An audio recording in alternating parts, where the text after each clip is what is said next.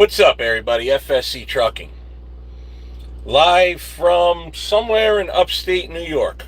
We are going to wait for, what I'm going to do actually is I'm going to put my phone in my phone holder on my dashboard, and then I'll use my other phone to monitor the chats. This way I can actually not have to hold the phone. And so give me a minute while we wait for people to come on board here. Give me a minute, and what I'll do is I'll get it set up the way I want it, and then we'll be able to start yipping and yapping and just basically shooting the bull. So you guys start lining up your comments and so on, and we'll flip the camera around and get it right.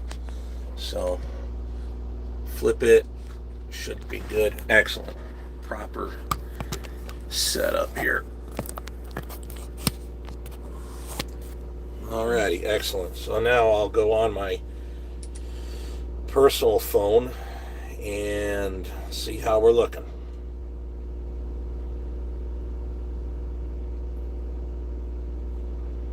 Let's see here. How can I? No, I don't want that.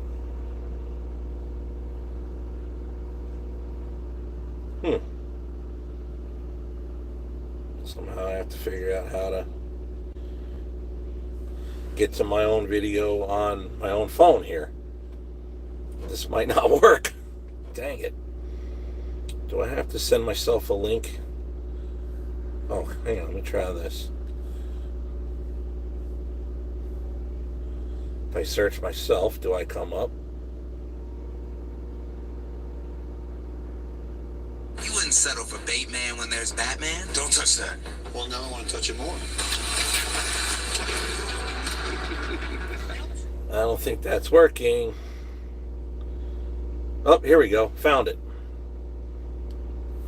All right, I'm a little... All right, there you go. Should be better. Excellent. All righty. Making sure the audio is good. And nobody's complaining about the audio. Last time I did a live, I was home and I forgot to unmute myself somehow. So, get with the comments over here. Bunch of what's up. First watching you on live stream. That's Ulrich Fidel. Well, that's cool. I'm a little early compared to my normal lives. It's not going to be a produced video today, so that's kind of why I decided to do a live. We did it yesterday. The next video I have half filmed. All I have to do is film from here to where I'm dropping and then on to the next. You might see me on... it's very possible that I'll be going up to go see Old Two-Stroker. This Old Two-Stroker YouTube channel. He's up here upstate New York also. So after I deliver, I might go up there, hang out with him for a little bit, and then see what goes on, and then head home for Christmas time. And then we'll be in the shop for at least a whole week, which I've been really looking forward to that. Greetings from Tampa, Florida. That's Jim W. Big Pun 1989. That's Omar Youssef. Hey, Steve, how's it going, my brother? We're doing good. Miniard Fletcher says Merry Christmas. Thank you. Danny Arsenault says good afternoon. David Dishman, how's Orwell going? Orwell is not much happening since the last you seen him, but I intend on getting a lot of work done in the shop. Coincidentally, I've been dealing a lot with 4State Trucks. They've been helping out a lot with the Orwell build, so we've got a bunch of stuff to go on Orwell. Some stuff that came in for Black Dog got to be done also, along with I'm also waiting on a big part for Black Dog. Black Dog, if you picked up in one of my recent videos, Black Dog's starting to suffer a small problem, so we'll get it handled quickly. So I went ahead and ordered a starter for Black Dog. So with the starter coming in, that's going to be helpful. So that's the thing. If you guys need to part like right now, or like I like to say yesterday, you got to get it to wherever you can get it. But if you know stuff's coming, and 4States, they're good with the big shiny stuff, the stacks, the bumpers, all that cool stuff. But to me, one of the most important things is the parts. If your truck looks good but don't run, that's not any good. So as usual, I'll give you the promo code BlackDog10. BlackDog10 gets you 10% off across the board on any not on for sale items. So example, you use Black Dog 10, but something else you bought is 15% off or 20% off or whatever, you'll still get the better deal. But if it's a regular sale price or it's not on for sale, use my promo code BlackDog10. That's ForStateTrucks.com, Chrome Shop Mafia, in person, on the app. Yeah, there's an app for that. Whichever. Either way, Black Dog 10 gets you 10% off. So go ahead and help out the ones that help your favorite YouTuber. Give them the love and show me the love as well. Black Dog 10, ForStateTrucks.com. Check them out. But yeah, we got that starter on the way for Black Dog, amongst other things, for the dog and Orwell. So I got a big week. Plus I'm not going to say too much, but we got an update plan for my trailer. We're not getting rid of the trailer, we're just adding to it. So that'll be coming up. That'll be a whole nother video. That'll be a lot of fun. So can't wait for that. I can angle this down a little bit more. How's that look? Let's see. I like that better. All right. And then I go move. Whoops. I don't want that. What's up, Steve? Just unloaded at O'Hare Airport. That's Nelson Mattoon. No, I already delivered in Pennsylvania. We're in upstate New York there, Omar. Hey, brother, did you get the package I sent? That's the Buckeye Goose. Are you talking about that one? The drinky one? Like, I actually assumed it was from somebody else. But yeah, if that's the Buck, yeah. I'm pretty sure I did get that one you're talking about there. We'll check out here. Let's see here. Hi, Steve from Yorkshire, England. It's Yorkshire or Yorkshire, don't know. How's life? Are you ready for Christmas? Hope is a great one. Keep on trucking. That's Big Paul. So far, so good. Yeah, we're going to unload and then blast off to home and then try to have a good Christmas and a productive time between Christmas and New Year's for sure in the shop. Ulrich Fidel is Ulrich, I guess it is. Fidel, watching you from West Africa. Oh, Jen just messaged me back. I got to send her something later. Some stuff I found. Well, I've been bored here, so Facebook Marketplace is bad. I sent Jen a couple of links to things that we've been talking about getting for a long time, and man, oh man, oh man, this is not the time. But oh man, I'm probably way behind on the comments here. Take Santa to the train station. Oh, why would I do that? Get coal. Although the trains I like need coal, so. Omar's mom says hi, by the way.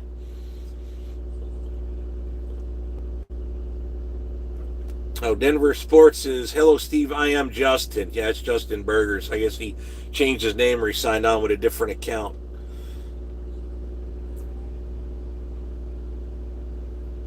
Chuck E4J says, was that you in the movie Heartbreak Ridge?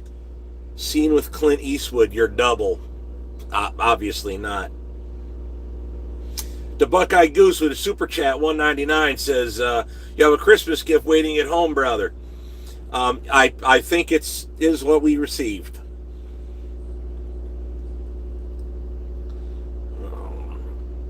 Thy. I haven't heard from him in a long while. Hey, Steve, any advice when looking for a good starting company? I'm looking to do local and trying to get my foot in the door. Stay safe out there. Local is very hard to get in with, but what I will say is this.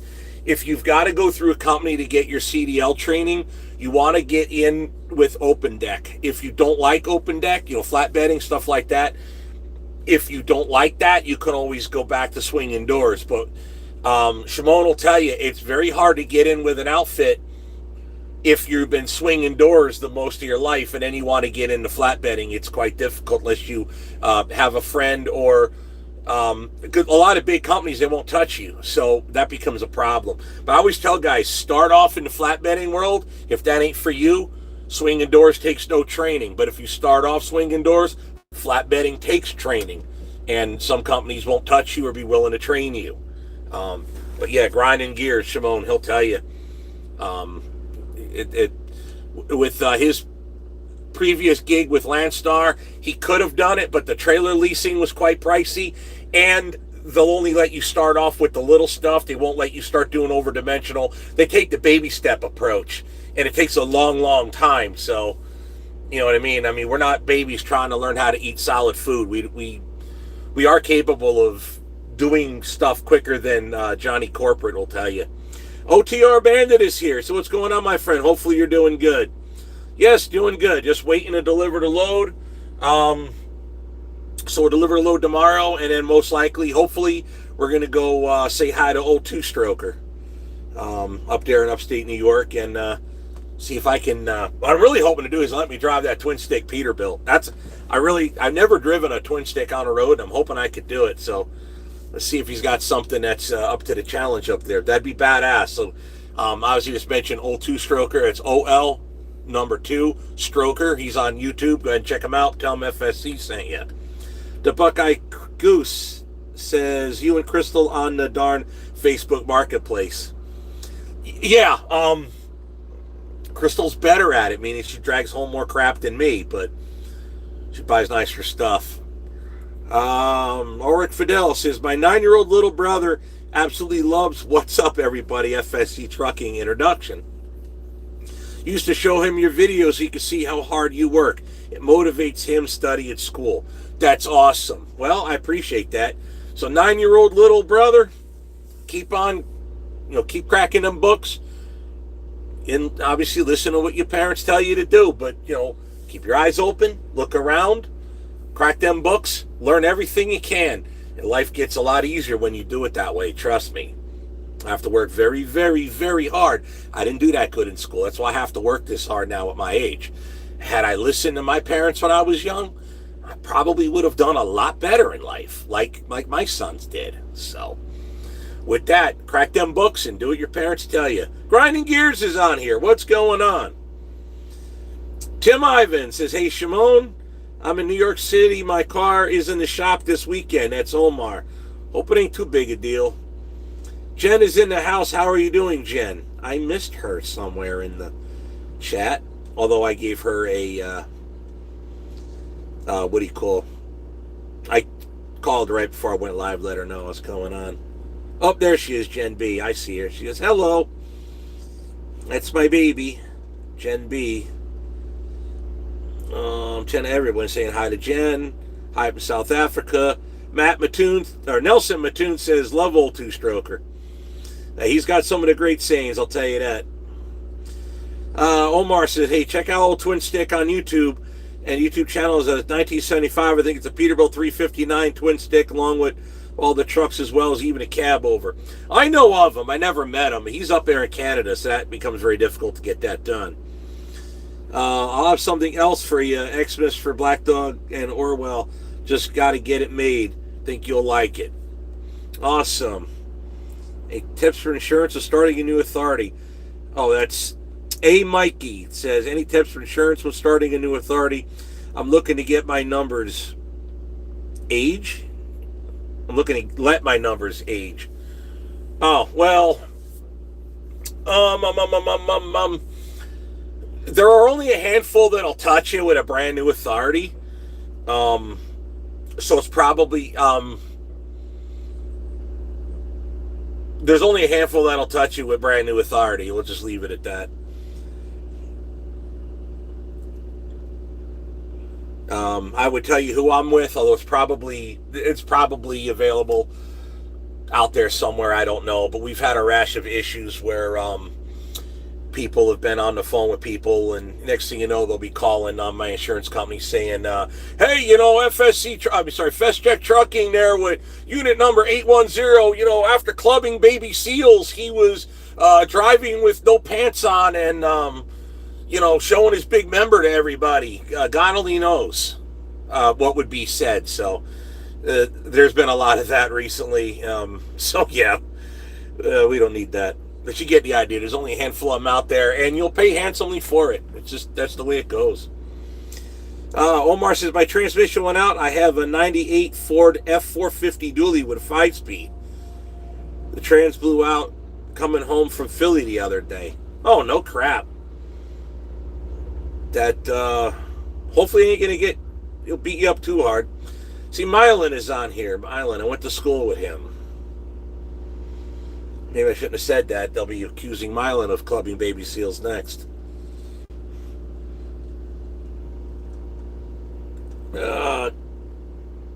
Terrence Gillespie says, there you are not applying your genius to Orwell. I'm not sure what you mean in there, Terrence, but either way, I'm out here now, and once I get home, we're going to be busting ass at the shop and trying to get, oh, excuse me, I got hiccups, trying to get a bunch of work done on them. So a good week will do me good. My hands are feeling a lot better. Still a little numbness in the fingers, but nothing terribly. The pain is absolutely gone. I went through carpal tunnel surgery right before Thanksgiving, so for 2 weeks I literally had to sit and do absolutely nothing. It sucked, but we got through it. But it was good to have time for Thanksgiving, so that worked out good there.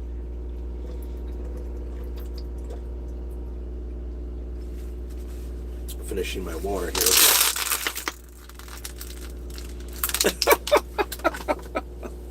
The Buckeye Goose says, not clubbing baby seals, you whack them. Forget about it.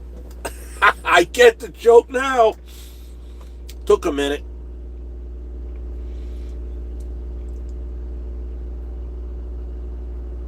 Glad to see you doing good, making my way home for Christmas. Oh, Clayton Duvall. Making my way home for Christmas. I delivered in Oregon. You got to hammer down. Well, granted, you could be a block away, but yeah. Hopefully the weather will treat you good getting across them mountains out there. What do you say about all these unlicensed drivers causing accidents? Well, what's there to say? It's ridiculous. They flooded our industry with untrained, unvetted, completely... I mean, they don't even... think about it. I remember years ago, you used to see on YouTube all the time, like the Russian dash cams, because apparently Russians, like the car drivers in Russia, run a lot of dash cams.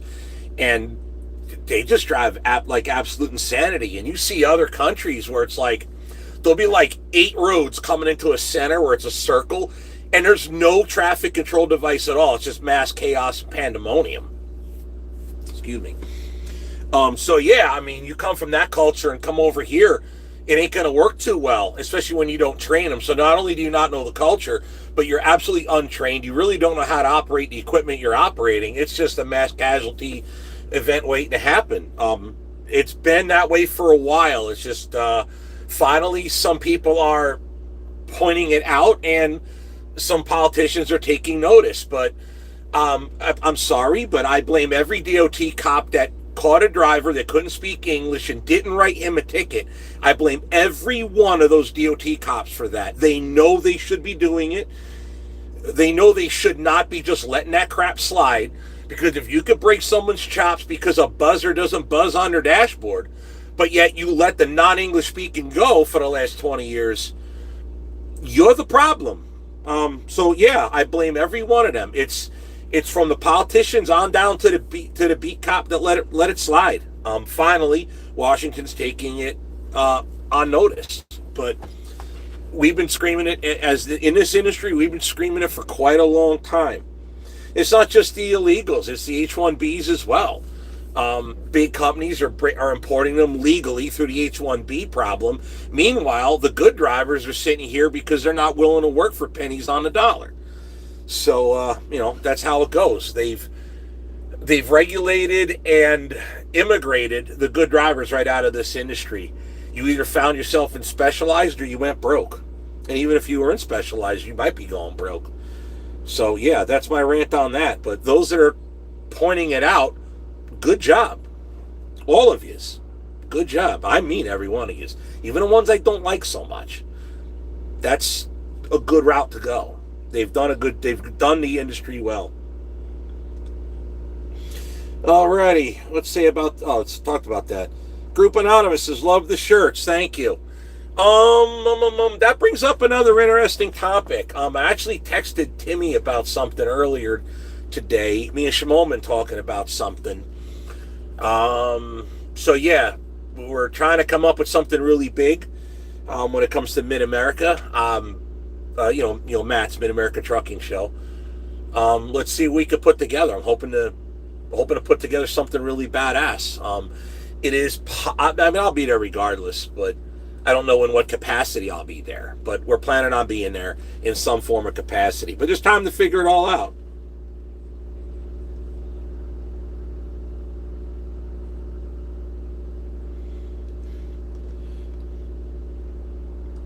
So when did I start clubbing baby seals? Horse feathers, asked that. Now you see, if you ask me that question, that infers that I actually did that, which I did not. See here. Hello, Steve. Orwell looking great. Orwell's looking better. It's just I need to get it done anytime in the shop. The Buckeye Goose says, I'm avoiding getting that surgery. Don't avoid it. The surgery I had, it's the style that they do with abrasive fishing wire, basically, where they go in the wrist, out, double back, pull through, and then they take that string and work it back and forth like you use shoelaces to get out of zip ties. And they cut through that carpal tunnel, that way releasing the pressure. But they have to be very careful. They have to use ultrasound to make damn sure there's a nerve in there. You don't cut the nerve, and they don't cut the artery. If you cut the artery, you're in emergency surgery for massive blood loss quickly. Cut the nerve, you lose all fingers and feeling, so that's all bad. So that's the route I went. It's not cheap, but it's not very expensive either. It's the one with the least amount of downtime. I'm not gonna lie, my wrist still hurts me a little bit if I overdo it still. But the doctor told me, listen, when it starts hurting, just back off what you're doing, you'll be fine. You can't re-hurt it. But that's the route I would go. Don't put it off, because the night pains, they make it very difficult to sleep, and it does affect the rest of your day. And it makes you both grumpy and on and on. Plus, if you wait too long, you could create permanent nerve damage. The pain is gone, but the numbness slightly remains. That's because the nerves will take up to a year to heal. I waited too long. Steve, have you got the extra axle for Orwell, as Dr. Diff asked that? No, I have not yet. We're ordering it. I'm getting a hell of a deal from 4 States on it, because it's going to be a Ridewell. 4 States sells Ridewell axles, and I just have to get them the proper ride height for Orwell, and then I can place that order. And I'm told the lead time is about 30 days. So this week I should have Orwell set at proper ride height. I'll know what ride height to set the axle, and they'll place the order, and then that'll be good. So by the time my axle gets here, hopefully the frame will be ready to accept it. That'll be badass. I feel like I'm missing a bunch here, so let me go back a little bit here, make sure I didn't miss none. James G. Go says, any update about Orwell's engine? There is no update on Orwell's engine because I haven't done anything with the engine in a while. The engine block, head, and crank is still sitting at the machine shop. It is ready to go. I've paid the bill. I just got to go up there and get it. I just have to make room for it, honestly. I just don't want it laying around the shop. So it's kind of, my best thought is it can't get damaged if it's not with me, if it's at the machine shop. So I'll go up there and pick it up. And I can start working on it, but I'd really rather get some framework, get the framework completed. And that way, if I'm waiting on it, I can start putting the engine together. I do need to get the 6 cylinders. The injection pump has to go, the injector pump, does have to go out and get rebuilt. I'm not sure where that's going to go. I did contact Area Diesel. They do not do 3406B. So that's a realm of possibility. I will eventually start shopping around and seeing, other than the local place that's near me, if anybody wants to work with me to do my injector pump, we could do it that way. If not, we'll just go to the local place and get it that way. But the engine, honestly, other than the buying of the parts to put the engine together, the engine won't take too long at all to put together at all. It's going to be harder. We are going to get a brand new, either brand new or rebuilt 18, or not rebuilt, Reman 18 speed for Orwell, and on the fence whether going with an aux box or not. Crystal says don't waste your time. I'm already geared pretty low as it is, but I do like the idea of backing up real slow without, the clutch bounce. You know how that goes? I like that idea, but we'll see. I'm told you can get an aux box that ships pneumatically, so I won't have the second shifter. I would just have some kind of pneumatic control in the truck. These things have yet to be looked into. Other than that, not sure. But we'll get into that as time goes on. What's that?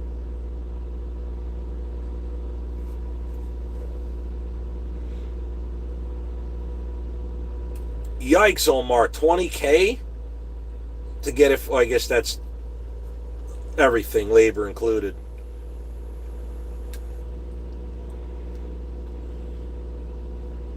Clayton Duvall says, yeah, the Argosy I got beat up by 85-mile-an-hour winds on the way out. Oh, for sure. They're flying bricks, but that truck's got the power to get it done, so I'm sure it did.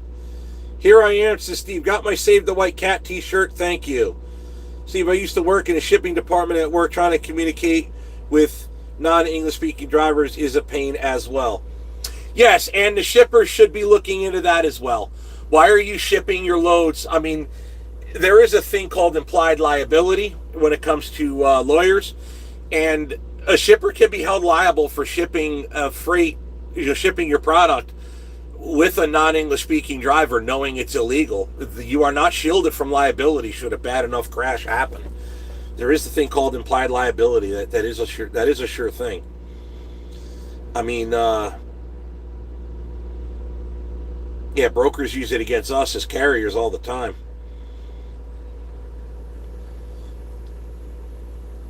Don't have any plans to load to the Poconos, but that's Dr. Psyops. And no plans on it, but, it could happen, I suppose.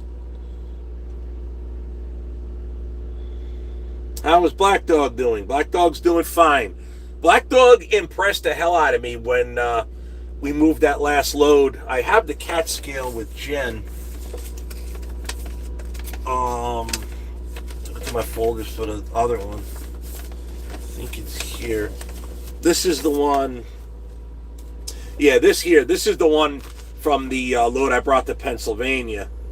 The other one was like I can't remember. It was like 90 something. I'd have to look back at my text messages. But yeah, it was like 90 something thousand. But Black Dog did really, really well. Surprising for a 12.7 with only a 10 speed. Could it be better? Yeah, but for the weight we were doing, I was very impressed with this truck. Tim Ivan says it's going to take about 3 to 4 weeks for it to heal. You talking about the risk or the numbness? Numbness, I guarantee, will take longer than that. The doctor said it could take up to a year. 4WGLE says need to be grinding gears, Miller Transport, Gentry and Sons, and FSC Trucking together at Matt's. Powers that be dictate that. It would be awesome if that could happen. But I was looking at pricing for booths, and they are not cheap. I don't think anything that size to get 4 trucks in is even available at this late date. But anything's possible.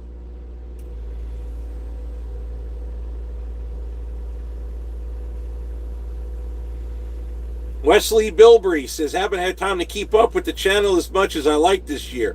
But I'm curious, Steve, what happened to your dedicated shop mechanic? He decided to go to work for someplace else, and he thought that was a good move. Emphasis on he thought it was a good move. And I'll leave it at that. There's a reason I have a lawyer. Is that dealer or labor price? Oh, he's talking about Omar's transmission there. Howdy, FSC from Okie dokie state. Okay. Stay safe, continued success, go Orwell. We are trying hard. Jacques Dolan says what I believe is basically hi from France. Check out with Tim. He has a great injection pump builder he uses. Yeah, I do need to look into that guy. They do the same thing around by me. So at this point, does anybody want to work a deal where they? Honestly, I'd love to see one rebuilt. I'd love to do a video of my pump being rebuilt, start to finish. That would be awesome. The place local to me won't do that. So Well, they might let me video it. I'm not sure, but I'd love to watch my pump rebuilt on camera. You know, that would be awesome. The Buckeye Gooses ain't got that kind of bank, Simone. Who wants to sponsor a Matt's booth? It'd be nice if Matt's did. That ain't gonna happen. It'd be nice if they did. I need to go back inside and get some drinks. I got a couple more bottles of water and then I'm out. I drank all my Gatorade. Damn it, I was just in there not that long ago. Have you considered getting a good tune in that 12.7? I have a 600 horse tune in mine. Runs awesome. Honestly, I have no idea what's in this truck tune-wise. I don't think I want to mess with the tune on it until the engine gets rebuilt. It needs to last as long as I can. I do know the more power you put to an engine, the less that they'll survive running. And if we do continue going heavier than we have been recently, which is the plan, even with this truck, I need it to last. So I'm not looking to do any Monster Moon tunes with this thing until after it's rebuilt, whenever that is. But right now it's running fine. So if it ain't broke, leave it alone. I'd rather put my money right into Orwell.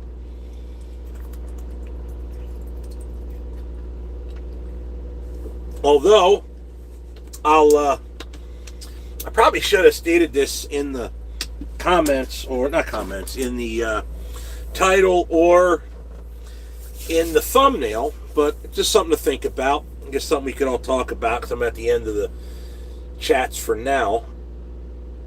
Let's see here. Oh, Steve speaks some French.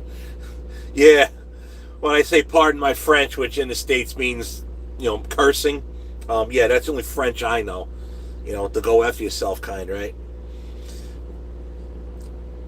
Mega Cornice, didn't we just discuss that? Chris moved on. He went to go work for somebody else that he thought was a better move. Emphasis on thought. And since then, it's created a lot of problems, which I had to lawyer up. So, and that is getting handled. So that's that. People ask me another common question, like, how come this? How come that? Guys, put two and two together. The two might be related. Let's see here. Hello from Denmark. A few videos back, you were putting some metal pieces on the frame on Orwell so the springs would hit the metal part. Why not use solid rubber blocks there? You know what? I don't know. That's how Peterbilt builds them. I just kept the design. 4W4GLE says maybe Jeremy would get y'all a booth. Ford States has a pretty good sized booth there. I don't know if it's big enough for 4 trucks plus everything they got going on. But I got a couple ideas. I'm not gonna talk about my ideas on the live, but Green APU is gonna be there, coincidentally, and it's also why I'm sitting here in a t-shirt in a truck that is not running in 20-degree weather out here in upstate New York, because Green APU, that's why I got the curtains wide open, and Green APU is keeping that sleeper nice and roasty toasty, and the engine is up to basically operating temp, so when I fire them up, it'll be good to go. Won't be any big cold start and smoke and choking, all of that stuff. So yeah, Green APU is doing its job as we speak. Everybody goes, oh, the Green APU is so loud. Let me be quiet, not say a word. Does anybody hear it? I mean, I do, but very, very little. So there you go. Let's see here. Black Dog. Is Black Dog easier for getting in the sleeper than Orwell? Oh, much easier. Orwell, you got to climb in. You just turn around and crawl. This, you kind of duck down and step in. Now, Jen is real short. Jen can stand in, because this is Ultra Cab. Unlike the real Black Dog Peterbilt from the movie, this is Ultra Cab. Jen can stand flat on the floor in the cab and not hit her head. She just walk in there. I have to be in a sleeper to stand up. But, yeah, it's easier. There are places I've been to on some of these job sites where I really, really, really wish I had a cab over instead of an extended hood. Crystal's, I call it the blue limo, that big long blue truck she's got. I've seen that thing crawl in and out of job sites. It can be picky. or it can be tricky, I should say. Rooster, the same thing. Rooster's quite long as well. That got me thinking. I was watching the video that Shimon has to hold on to for a little while. Yeah, I got the pre-release copy of it. And I bet Shimon wishes he had a cab over at that point in time. But he was driving one of Timmy's trucks, so he had to deal with what he had to deal with. But there's a sneak peek.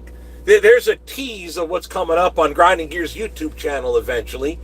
So once Timmy gives the go-ahead and the nod, then he could drop that video, and it's an awesome video. In fact, one of his best. So I really like that video. So awesome. But yeah, what transmission will I put in Black Dog? Dr. Diff asked that. Black Dog will get an 18-speed if this 10-speed goes out, or if we pull it out before the 10-speed goes out because of doing heavy weights. I'm looking at a couple of Jeeps, Joe Dog style Jeeps that go behind Black Dogs, basically 2 axles behind Black Dog that hook onto the trailer, which would make the truck effectively a 5-axle truck. It's just a dolly that goes behind your trailer with a 5th wheel, but it's double articulation. It adds a lot of length to it, and it makes it difficult to get into the a job site unless you're pulling in. Backing out becomes problematic. Can be done, but it's problematic. I've seen it done. I'm looking into that before we go ahead and add an axle to this, but one thing at a time. I really want to concentrate on Orwell, but we are stepping up the trailer for potentially the next load, because the next load, no matter what you do, cannot be axled on 5 axles. It's just way too much weight. So we're going to solve that problem between Christmas and New Year's. Group Anonymous says more horsepower equals less MPG. Pulling real heavy stuff, MPG is a myth. It doesn't exist. It's like a unicorn. It's just not really there. But yeah, that's how that happens. Steve, if you're ever on Highway 57 heading south through Plymouth, there's a gas station on the east side of the road with a truck painted on its door. It looks similar to your yellow cab over. I do not know of that truck.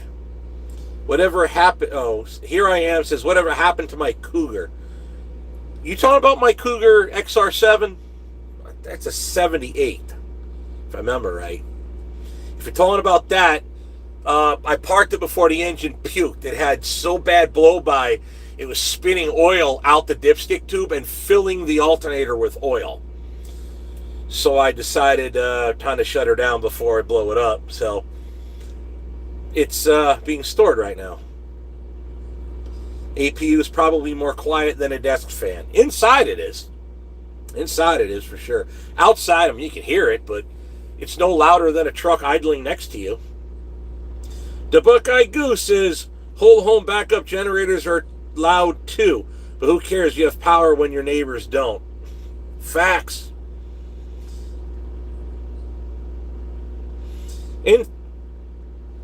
Innocent Bystander says, hey Steve, once Orwell is up and running, are you going to upgrade Black Dog's transmission? I know you're not a fan of that 10-speed. Yes, we just talked about that. Yes, 18-speed is in the future for the dog. I think y'all need to leave the extreme. Not sure what you mean there. Would you ever put a 21-speed in Black Dog? I don't believe they make a 21-speed. They do make an aux box behind your 18, so if I put an aux box behind this transmission, that would effectively be 40 gears, but I don't know if the transmission could take it that kind of, I don't know if this transmission could take that kind of torque for that kind of time. Think about it. You're pulling some of these big hills, you're weighing 150, 160K up a long hill. You're hammering on it for 5-10 minutes straight. Can the tranny take it? I doubt it. Let's see here. If anyone could do it, you can do it. Well, I'll try. I'm not sure what you're talking about there, Dr. Diff, but we'll see. About when people give you a call on the radio. I run across 94 between Michigan and Illinois daily, and I'm always keep my eye out for you. No, if I got it on, I'll shout back. I have to replace this antenna. I bought the Bobo brand Wilson 1000 from Love's, and the stainless steel whip just cracked. Right in the middle of it, it just cracked. How does that even happen? So I'm not ever buying one of those. I do need to get a new antenna. Once I put it on there, the radio will be talking again. It can hear you, but it won't be talking back. Let's see here.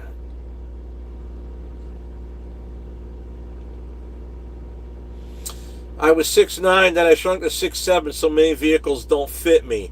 You're lucky being short. Ultra cab. Lots of room in this one. You should get OTR Bandit come work with you and Crystal and Tim and grinding gears. I have no say in that. I don't have a brokerage. I just have my authority, so I can.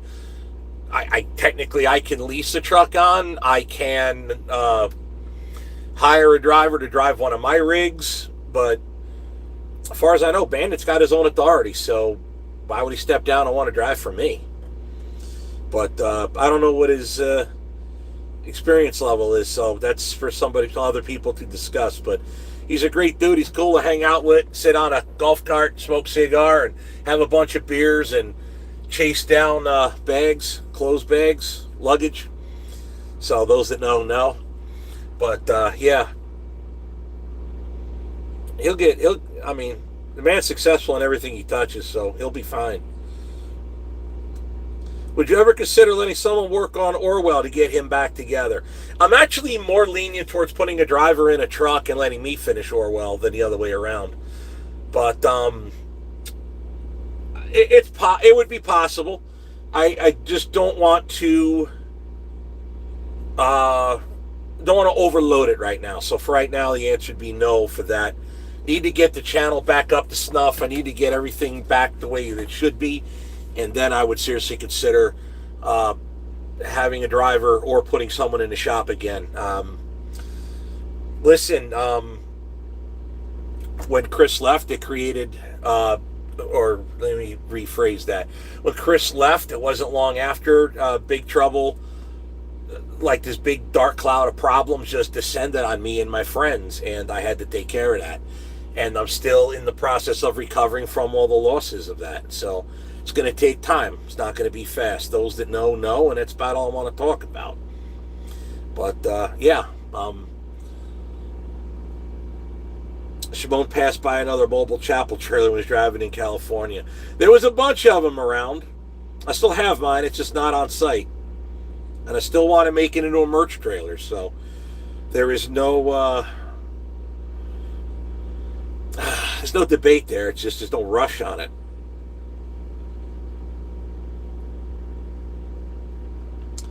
Dr. Diff says, Steve is taller than Timmy. If I am, it ain't by much.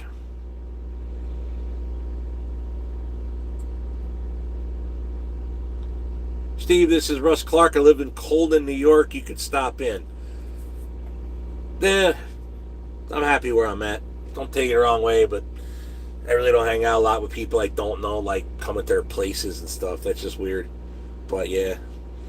Good afternoon, Steve. Enjoyed watching your content. Looked like you struggled on the tire changing on your trailer. Would be great to meet up with you when you come to Maine again. Those 17.5s are a total bitch, and when it's cold, they're even worse. So yes, I struggled mightily with that tire, but I got it done. Everyone's like, oh, you should have taken it to a professional. I have taken my tires to a professional to get done. I had a whole video about it. The Loves that had no heat in the shop, I had to just have them mount my spare because they couldn't dismount my tire to patch it. Even the professional couldn't get it done, so I'm not sure how that would benefit anything. The Buckeye Gooses, but did it have a Ford L9000 with it? Oh, he's talking about the one that Shimon saw. Tabitha Salb is up in here. What's going on? So anyway, I was getting to thinking. I'll put the phone down for a minute. Actually, let me get another water. I'm down to 2 after this live. I got to get another water. So, obviously, we're doing the big and heavy stuff. And I'm going to have to start hiring drivers, mechanics. I'm trying to build, to be honest, I'm trying to build similar to the way Timmy did. When I first met Timmy, he had a handful of fleet trucks that were hauling illegal boats, and then he started getting into the big stuff. Oh, that sounds nice. Big flat top Pete just rolled up in here.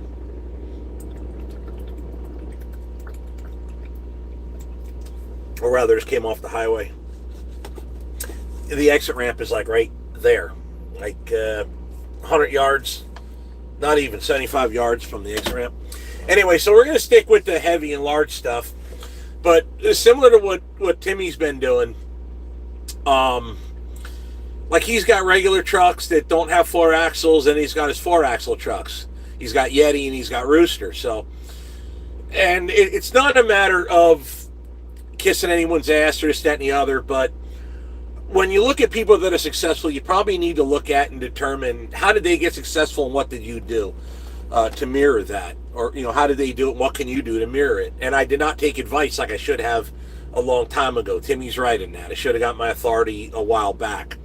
Some could debate maybe things were different, but well, they were different. Either way, you can't really, I guess it's kind of pointless to see what shoulda, woulda, coulda. It is what it is. It is what I did. So whether it would have worked, back then, I don't know. But I didn't. But I did, back in the summer, so here we are. So I guess it's safe to say it's a good idea to have multiple trucks that can do a little bit of everything, including the heavier units. Now, that Ford CL9000 you guys are talking about, I want to keep that as original as possible, with the exception that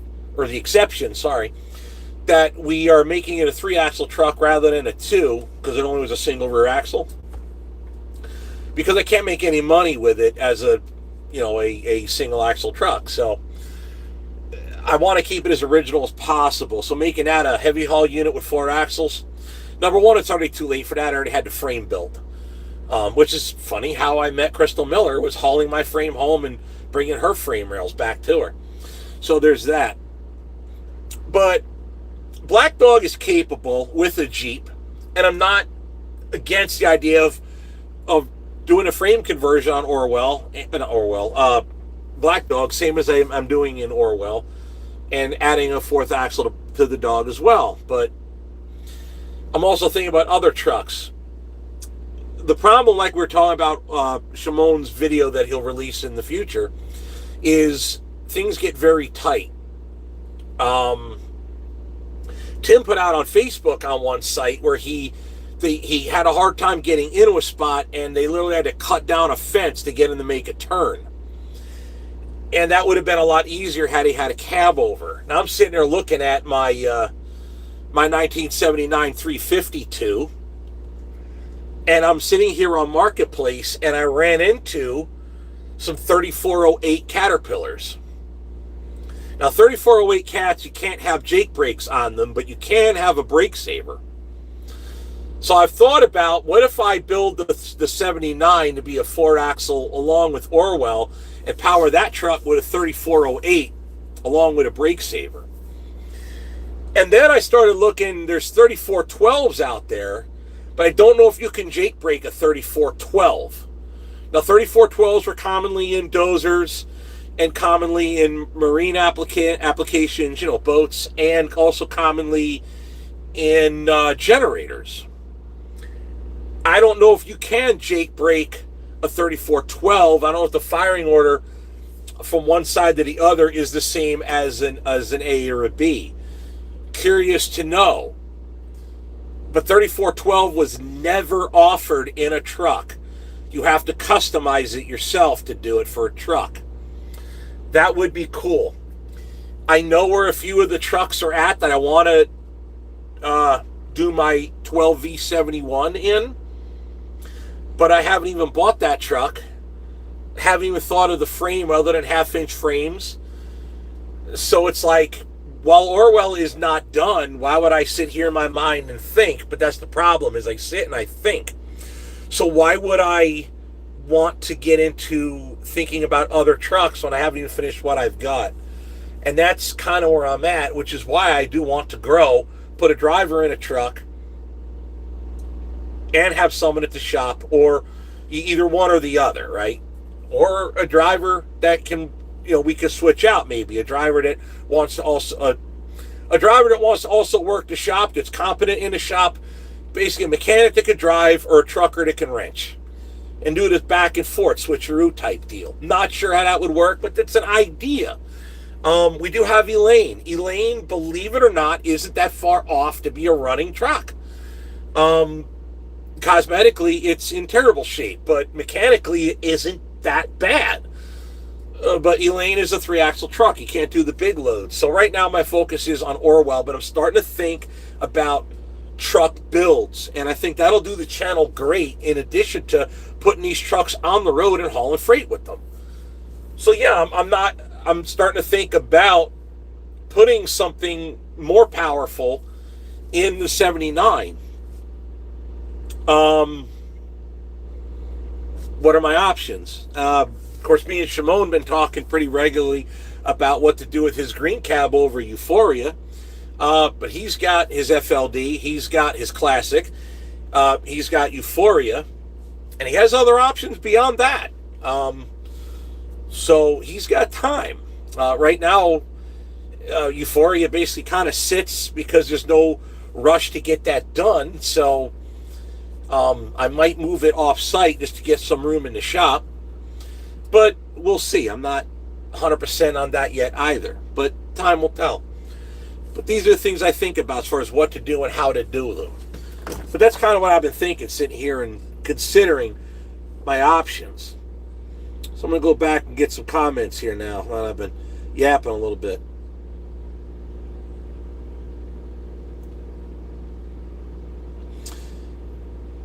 Chad Boring says, my shirts are sweet. Thank you.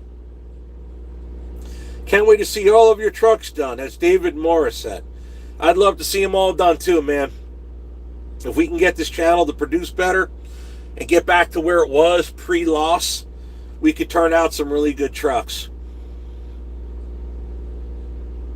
You got to put springs on the bottom of the antenna. Listen, that's not my first Wilson 1000 or whatever them antennas are. I never broke a whip like that. I mean, that antenna lasted 2 weeks. That's just a really crappy brand of antennas. Or it's a Bobo brand Wilson. It's garbage. I wouldn't wipe my ass with it. Tim Ivins is out of here. See you later, Miss Sherry. Wish you Merry Christmas and Happy New Year. Thank you. Oh, I went back too far. Iron Ducks is currently working on getting my CDL. Looking forward to meeting you out on the nation's highways. A Forever 3 Fan 1, not sure what that means, says, would you prefer driving or wrenching? If I drive too long, I want to get back in the shop. If I'm in the shop too long, I want to get back on the road. Honestly, a week for one and a week the other would be the perfect schedule. Every other would be perfect for me, mentally. But yeah.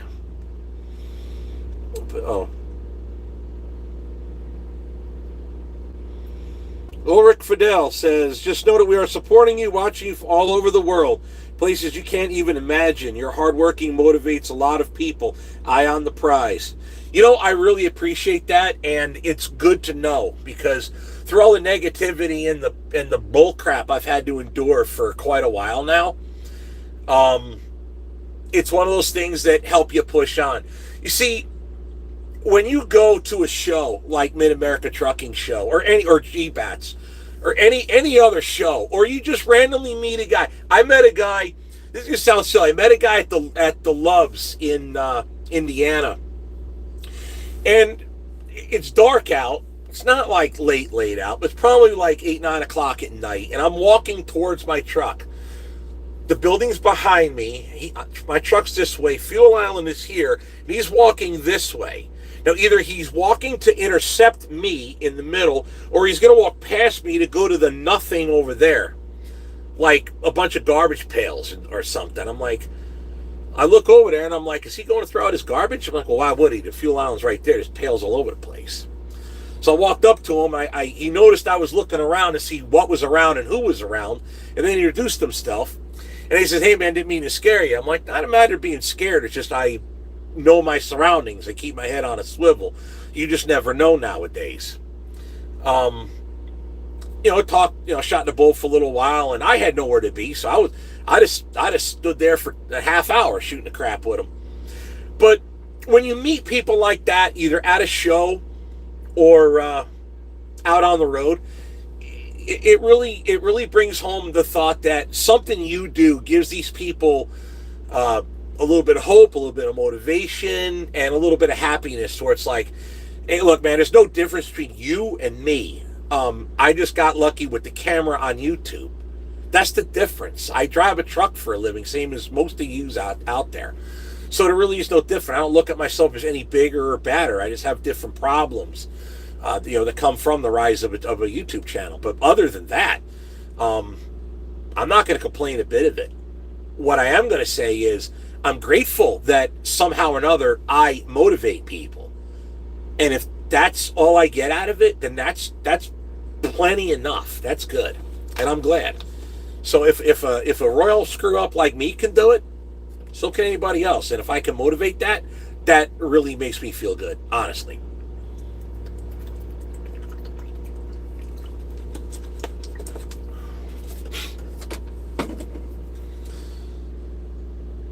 Alrighty here. Thank you for the great videos. I enjoy watching every one. That's Mac. Merry Christmas and Happy New Year from Tabitha Salb. Watching your PA video on TV while watching this on my phone. I grew up in Phillipsburg. You drove right past my daughter's house at night, 98 with the dumpster at the end of the driveway. Sorry if I rattled the windows. Guns and Gears, how you doing, brother? I met Guns and Gears randomly, me and Jen, at a bar. We were out on our Harleys. And after hanging out locally, they invited us, him and his friend that rode up from Texas. We went to their campground, had a handful of beers, and then we went home. That's who Guns and Gears is. He's a good dude. In fact,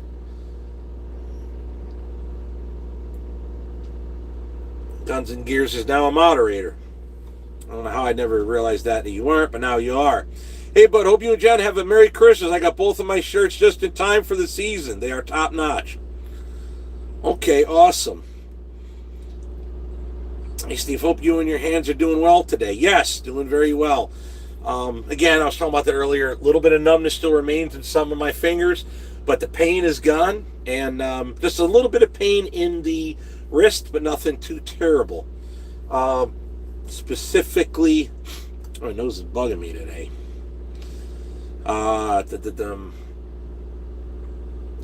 Just if I work like at the shop, or like even tying down the load, sometimes the pushing action, not pulling. I could pull with my hands. I could pull a pinch bar like no problem. Pushing, that hurts the wrist a little bit. So yeah.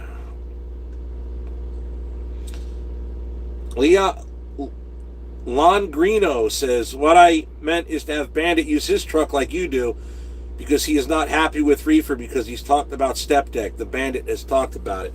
Yeah, I've seen him. I think he talked about it with Shimon too on video, but yeah. I know he's looking at Go Open Deck.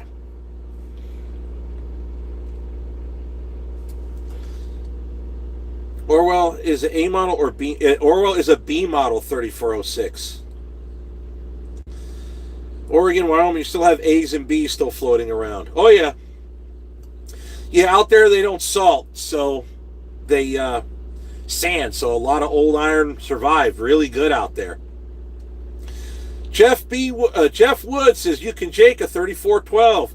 Damn 3525 says the 3412 Cat can have Jake brakes. Apparently a lot of people know what I don't. That's awesome. Josh's Trucking Adventures says, what's up, brother? Good to see you on here.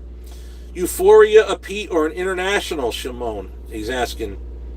Euphoria is a Freightliner. Where are you hanging at right now with this live? We're upstate New York. We're probably an hour from Old Two-Stroker. I'm surprised I haven't seen him on here. Have you thought about selling your project toys to have money to focus on Orwell? No, because if you sold everything I have, you wouldn't have a lot. It wouldn't add up to enough to be bothered. So I don't like giving up on crap. My kids will inherit a lot of stuff, and so be it.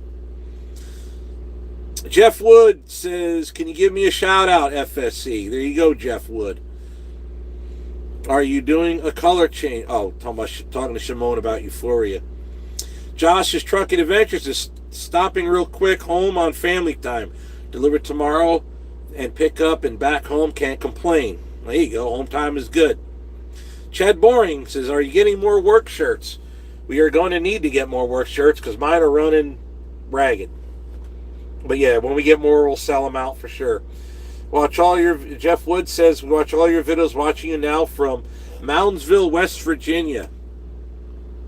Mylan Lortz has got to go finish Christmas shopping. Hope to catch up soon. Del Ferraz says, hey Steve, watching from Australia. Watch every upload. Can't wait to see Orwell back on the road. Have a great Christmas.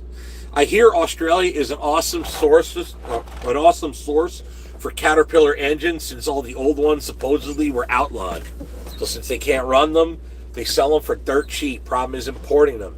I do want to know if that's a possibility.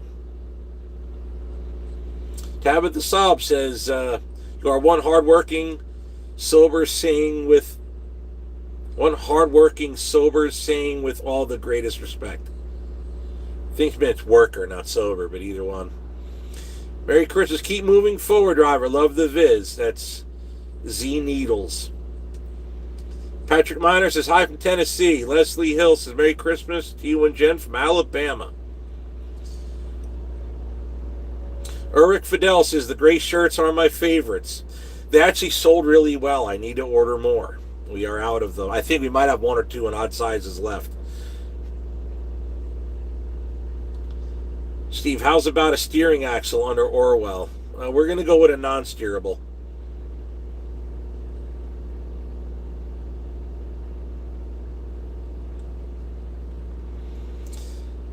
Matt's Calf says, yes, that was Butler Trucking in Woodland. They used white Freightliners that were painted black and dark yellow. Yes, I remember that. It was Butler.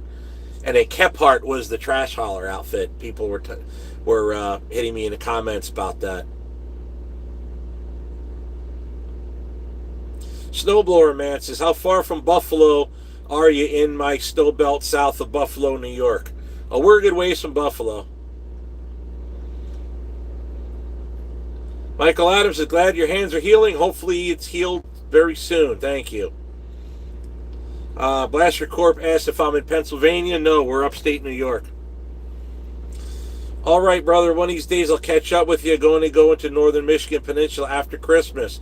We're going to go play with the kids. Well, there you go. That's what's most important, is go have fun. Go do fun stuff. Me and Jen talk about that all the time. We really need to get back at doing things. One of the things I saw on Marketplace, I thought I had sent Jen, but I sent on this phone. It's interesting having the two phones. But one was a toy hauler, camping trailer that goes, you tow with your fifth wheel. And the other one was a slide-in camper. Both of them about the same price. Very, very reasonably priced. Thought about getting something like that so me and Jen could start getting out and doing more stuff. I mean, we work really hard. We do need to go out and play with the toys more. But if you get a toy hauler camper, you can't haul two toys at once because you only fit one in the back of the toy hauler, but the camper is much larger. But if you get a slide-in, you can haul that big enclosed trailer even with the slide-in the pickup truck, and you're still in good shape. So that's the conundrum of which direction to go, one way or the other.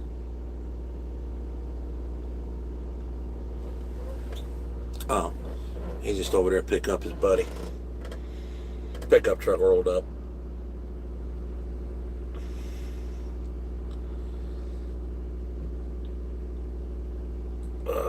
Does high fuel prices keep you out of the West Coast? No. You go to the West Coast, you get more money because the fuel prices are worked in. So, you want to charge more money for fuel? It costs more to haul. So, in the end, the customer pays the high fuel price. I mean, think about it. Fuel's high in California. You're a California customer. Well, you voted for those fuel prices. Pay up. Damn autocorrect, Tabitha Saab says, hi, Steve from PA. Just finished oversized yesterday. Love videos. Oh, thank you. Does high fuel... Oh, it's read that already. Later, Josh. Key between the mustard and the mayo. Buckeye Goose says that. Hey, Steve, how can we get merch in Africa? Far as I know, you just go on fsctrucking.com and you should be able to order it. I have shipped internationally before. I don't know which carrier you'd have to select. I mean, honestly, the shipping would probably cost more than the shirt, but fsctrucking.com is where the merch is sold. So you should be able to buy it and then click on like which carrier you need to use. We've shipped a lot of stuff DHL, and I'm pretty sure they go worldwide. So that might be how it's got to go. About the best I could tell you. Gerald Prince says, what do you mean about upgrading your trailer or using one of Crystal's trailers? No, we're talking about upgrading mine, like adding on to my trailer to make it better, stronger.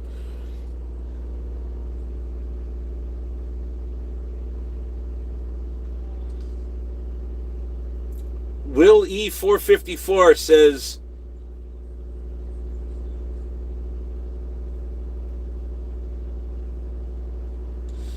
I'm sorry, yeah. Do you have any cities that you refuse to deliver due to traffic or other factors? No, but there are cities I won't go to for cheap. Well, I won't go anywhere for cheap, I guess to say, but certain cities cost more because of the problems that they present.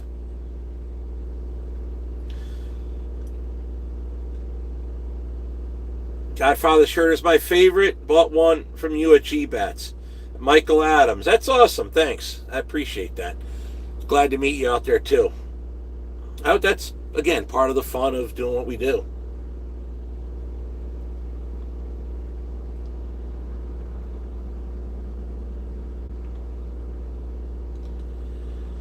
Christopher Beats says, we have a guy that delivers steel plate to where I work. He drives a 1985 International cab over. It's lit up. Oh, his boy lit up when I said something about you and Tim's cab overs. Well, that's cool. So it's not just him, but his son watches too. Godfather is my favorite shirt, followed by Save the White Cat, but I need a Black Dog shirt. Well, they are still available in most sizes. Is a paint refresh for Orwell going to happen during this build? Somebody else asked about the frame as well.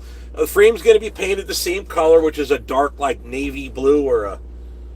Not navy blue. What does Rust-Oleum call that? It's not navy blue. Maybe it is navy blue. But it's going to be the same color. Orwell's going to maintain the same. In a perfect world, I'll have the cab painted too to be the exact match of what it is currently. I want its pedigree to remain. But that might not happen. I don't know. We'll see how it goes. G-Bats 2027. Can't wait to meet. Says, oh, that's Uric Fidel. Are you going to come all the way from Africa to meet us at G-Bats? Now, that's awesome. Make damn sure you reach out before that. If you actually make it over here, be damn sure you reach out. Steve, you need a slide-in that matches the dent sides. I have a 77 Camper Special 460, 66 EFI swap, SWB 360 same oil pressure problem. Saw that in a Ford manual. The fix was a cut-off push rod in the oil galley. Yeah,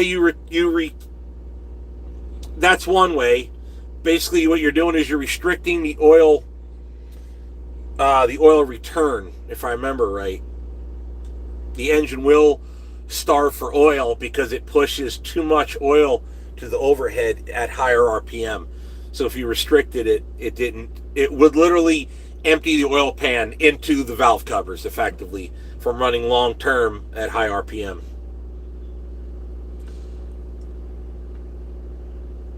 The old barn the old barn, I'll just say, watching from south of Wichita. There you go. Ulrich Fidelis, I see DHL planes every day here in West Africa. I think the merch delivery is possible. Yeah, we've done a lot of stuff through DHL, so yeah, it's not cheap, but it can be done. Yes, sir, Steve Slaughter C9R. Not sure what you're meaning there. Can they save the white cat? Oh, absolutely. It's a matter of getting her done. Check your sugar. You drink a lot of water.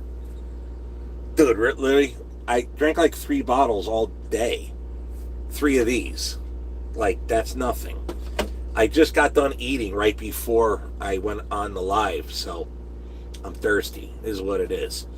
Everybody's the health expert out here, but nobody knows a damn thing about me. Not trying to be an ass, but just everybody's got a comment about my, quote, health. Yeah, Rust-Oleum is navy blue. Yeah, that's the closest to what Orwell was, so that's what we're going to go with. Chevelle Junkie says GM. Must be talking about something else earlier here. Grinding Gears is going to get the cab over he looked at the other day for parts or whatever. We're not sure on that. It's a good deal, but I know what the price is. I spoke to the guy. It's a hell of a deal. The engine is worth that by itself. But that truck is pretty far gone. So for me, it's a parts truck. It's just difficult to deal with a parts truck where you're limited in space. So literally I would drag that thing out, yank the motor, put it on a stand, try to sell it. It's a 6V92, I think it is. Yeah, it's a 92 series. Don't know if it's got a turbo or not. It would make all right power. It's just, it's a parts truck. So, what do you do with it, right? Not sure if it's worth the hassle or not. But we did get good information off of it, so we're not really sure. But being it's a parts truck, we might be able to get what we need off the truck where it sits and just let the guy keep the truck. We just need some stuff off it. But yeah, I looked at that video. Oh, Chevelle Junkie says, sorry, Steve, that was a pocket chat. No problem, that happens. You're looking dehydrated. You should eat a banana live. Really? Here we go with that. Right. 66 F100 FE. Pronounced FE. The old barn cat. Yep. I got it now. The old barn cat is his name. Got it. Yeah. Yeah, them old FE engines. Yeah. They can empty out their oil pan in their valve covers if you keep them revved up high enough, long enough. Hi, Steve. I was just wondering, will you be putting heavy hull steers on Orwell? Not immediately. And there's no sense of putting big floaters on it if you don't have the axle to hold the weight. So right now, Orwell, I don't know what axle is in Orwell as far as the front, but I can't imagine it's a very big one. So, yeah, to be determined. Jalen Combs is on here. Says hello. So, hello. So, yeah, what are you guys thinking? Because, like I said, when I was talking earlier about the CL9000, I don't want to do too much to that truck other than what we've already planned on it. But the 79, 3412 or 3408? See, I like the idea of the 3412 personally. But you're talking big money to build one of those. That'd be cool. But I wouldn't. But man, maybe I want to get started on the truck for the Detroit V12. I already know I wouldn't name in that truck. We're naming that truck Rough Buddy. I know what kind of truck it's going to be. Nobody else has one.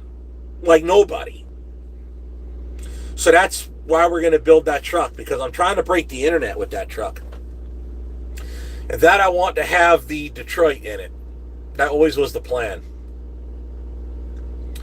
But I'm seeing other trucks. So growing up as a kid, when you saw dump trucks, what you consider to be the tougher trucks, usually they were R Model Max or these real tough-looking auto cars. Who remembers auto car truck?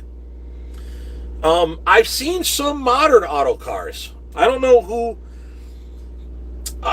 makes auto car now, or does auto car. In other words, like, Mack still exists, but Volvo owns them. Is it okay if I take a drink of water? That chicken I ate was quite salty. What'd they call it? They called it Cajun style, but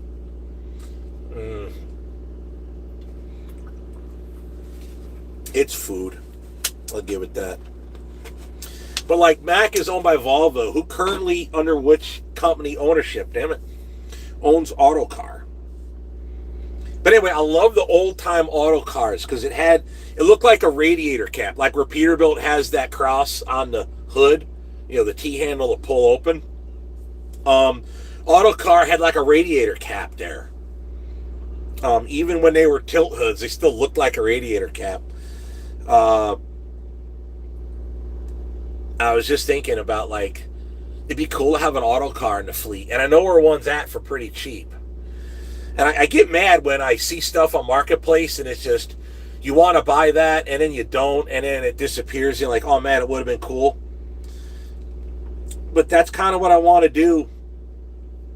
Is I'd love to run a fleet of vintage equipment that is still serviceable and good, but you need good drivers. You're gonna have to have your kind of like, look how Gentry does it, right? He's got Rooster. He's got all the 389s that he bought when he bought Walker.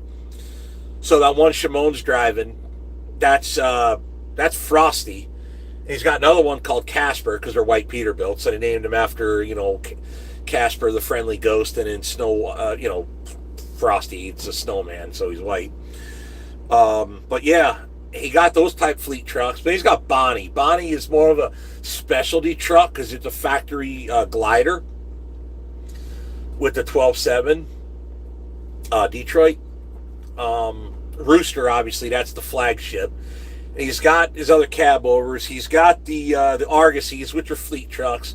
But he's got all the other fleet trucks out there. But he's got the more custom trucks, more specific to certain things. And I've thought about building a channel off of older trucks that are usable for loads exactly like this. Black Dog is a nice truck. Listen to my voice crack like a teenage kid. Imagine that. I wish. Black Dog is a nice truck. It's an original truck that hasn't had a lot of butchery done to it. And it can be an awesome truck. But 379s are fairly common. But imagine if I was doing this load with a nice auto car. Or something like a Brockway. Or a Diamond Rio. Something that's like, wait, that's a cool truck. Like, I've not seen a truck like that in a long time. Something like that. The truck I want to build, which I always wanted to do it for the heavy haul. I got to bear in mind, when I came up with the concept of the truck I call Rough Buddy, that was the concept based on the 12V71. In that truck, at the time, I would only use it occasionally because Widmeyer only used a three-axle trailer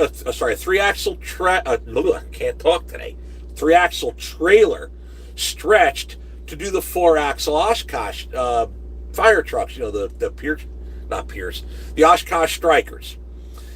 They would do those, and that's about the only heavy haul that they would do. So I would occasionally use that truck for that. And the idea was just for the YouTube videos and use it on occasion, bring it to shows, that kind of thing. And that's where I come up with the idea. But the truck I want to make Rough Buddy out of would be very useful in what we're doing right now. And I would have to build it very similar to the way Orwell is getting built, with the half-inch frames and so on. I just haven't discussed on video what truck it will be, but I keep saying it's something I will not, that nobody else has, and I don't really want to tell it too much and let somebody beat me to the idea. But I really, really want to get started on that somehow, some way. But I start seeing stuff I would like to build also, like an Autocar, like a Diamond Rio.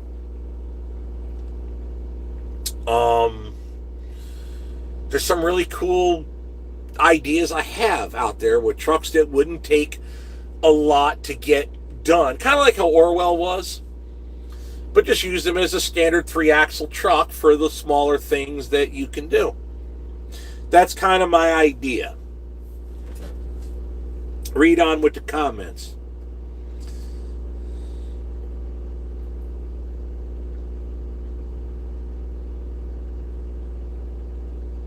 Steve wants oh, here we go. Going back. Sorry, I clicked off and then back in. I remember. Okay, here we go. How is your day going, Steve? Hope all is well. It's holiday season. Alexander Gruber. That's that. Omar says, yes, I do remember them. We're talking about auto cars then. Hate to bring it up, but need to get it off my chest. Makes me... Yeah, I get it. I got to pull that. It just is what it is. I remember Autocar. Yes, Dr. Diff says that. Maybe this was discussed already, but how's the chapel truck going? No, everything's been on hold. Just working on what we have to work on. The Buckeye Goose says, our city uses some auto cars for trash collection. If I remember to edit it in, we passed a couple of auto cars, and they were trash trucks. One was a cab over, and the other one was a sloped hood, right? Like basically like a Century class, conventional. But yeah. How did you find out what axle is in Orwell? Well, we had them replaced. Jen hauled the diffs to me. That was videos a couple years back in Minnesota.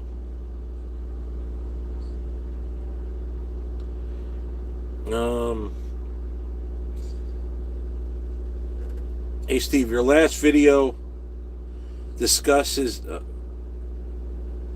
have captions, and your audio is out on this live cast. I don't know why it would be. How are my hands doing? We talked about that earlier. Hands are healing fine. Autocar is made in two places, Birmingham, Alabama, and Hagerstown, Indiana. As far as it looks, they are independently owned.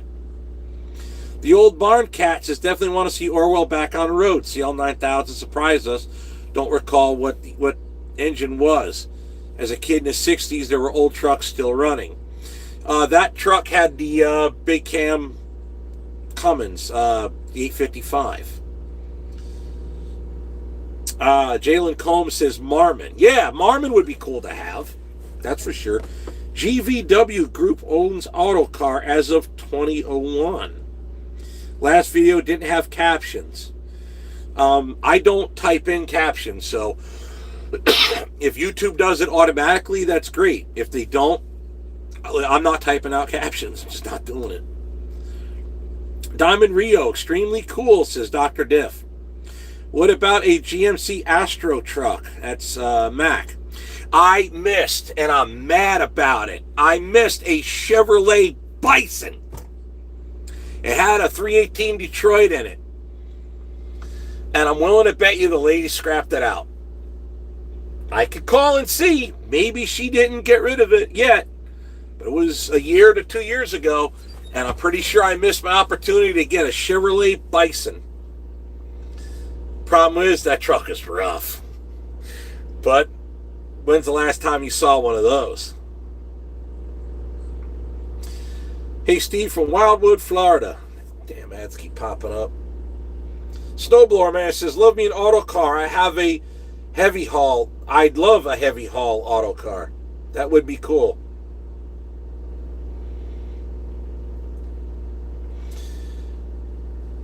Steve McIntyre says there's a company who refurbishes Pacific trucks. I guess they're more off-road driving, but man, they're badass. Maybe they would make a good heavy haul road trucks the more I think about it. You know, my son Matthew told me about, it was either Pacific or it was another truck that they made during World War II, I think it was. I gotta look into that Pacific, if they refurbishes, or I need to look at. I'm gonna actually write this down.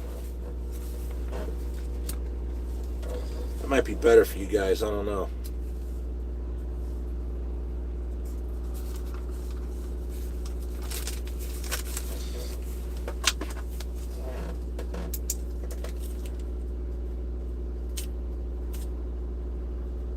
Look into who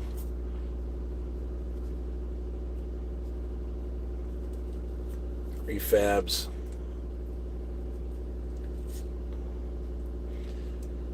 brand trucks. Somebody, wait a minute. Oh crap, I lost track. Let's see here quick. Sent me a text message. Garbage truck. Yep, auto car dump truck. Right there. Get back to my comments here. Why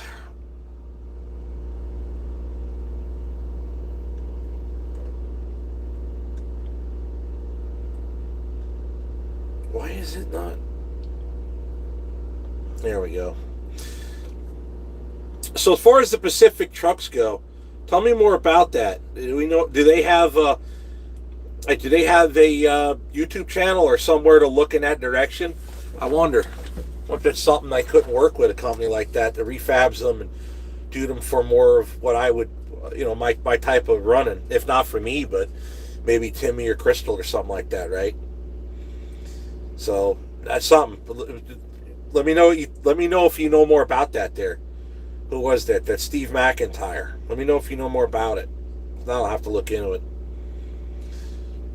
Brian Bird says, "Hey Steve, how you doing on this fine day?" Oh, we're doing fine. Just waiting on load tomorrow. Clayton Duvall says, "I got location on a truck that no one has. Definitely a heavy truck." Get my number off of Timmy and text it to me. Or get it from Shimon, or just figure it out. I don't want to necessarily give out my number, but yeah. Max Superliner H400 says, "Yes, I love the Max Superliner. Not what I'm thinking, but yes, I would love a Max Superliner. Put a heavy air ride front axle on Orwell." I might have to, because I don't think I can get springs bigger than what I got, so I'd have to add air springs or air bags to it if I put a bigger axle. That's what Crystal did. She's got the stock springs, but she's got a 20,000 pound axle, but she's got air springs to help with the weight. So, plus she can also tilt the truck side to side with it too. She raises it up and down, but also side to side, which apparently is quite useful for what she does.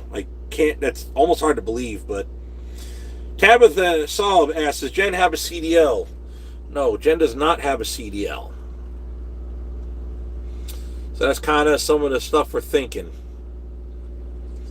The old barn cat says audio works. I'm not sure what you're referring to there. Oh, somebody said my audio wasn't working. But the old barn cat says it is. A while back, Mac says, "What about a GMC Astro truck?" That would be cool. I'm not a big fan of the Astro, but it's not a bad looking truck. Just I'm not a big fan of it. There were cooler looking trucks than the GMC Astro, but as time goes on, you do start liking the ones that are out there. Steve McIntyre says, I can send you a YouTube links or maybe the company info if I research it. Just let me know where you'd like to send the info. Usually I just give out the email, feschak@gmail.com. So it's my last name, FESZCHAK, and then shop, SHOP, @gmail.com. I'll have to look into it too. I am curious on that as far as what's possible. Oh, there's Jen.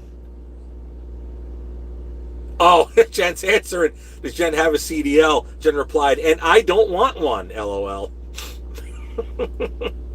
I've tried talking her into it. I think she could, but she's very adamant in no. I've offered to let her.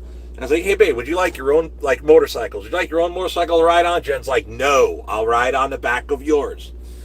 Jen does not want to operate her own. She would just rather ride bitch. And the two of them are back and forth in the chats. Ain't that something? Brian Birds, I sure love the sound of those Detroits, LOL. Yes, Detroits. Detroit diesel, converting diesel fuel into noise since 1939.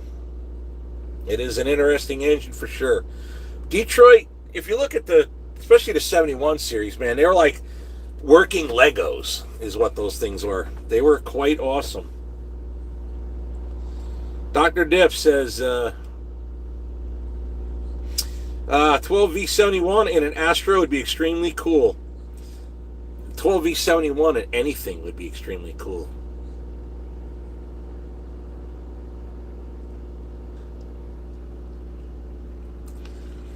Chad Babcock says, do you have a recommendation for an owner-operator that would like to get into, I'm sure he meant, into hauling open deck heavy haul? Just find somewhere that'll put you on and they'll train you. Ultimately, that's kind of where it's at. The Old Barn Cat asks, what decades and types of trucks really interest you in making into a working truck, 40s through 70s? 40s trucks were very interesting, but the problem is trucks that, let's say, get beyond, when you're in the 50s and 40s, most trucks were lighter duty, so you're almost ruining the truck by putting the cab on a more capable chassis. So you start ruining the truck, right? You can, listen, the truck that ran in the old days could run today. Gasoline and diesel haven't changed significantly enough to where you can't run them. The problem is parts availability and can the equipment do the work? Is it heavy duty enough? So 40s, again, it's one of those things, more of a personal use truck, I think. But to put them on a road and run them to actually haul freight can be problematic if you're not doing light duty stuff. But even there's a point where just parts are completely unavailable, so you have to modernize it, which means you're starting to cut up the truck. Think once you get into the 50s and 60s, trucks start looking very different. Max, for example, your conventionals always had that narrow hood, big fenders, and they were awesome looking trucks. Then you had your GMC cabovers, or cannonballs they were called. They had like a little baby bump for a hood, but they were basically a cab over, cannonball. I would love to find and build a cannonball. That would be cool. That would also break the internet. A working cannonball, like hauling freight. That would be so awesome.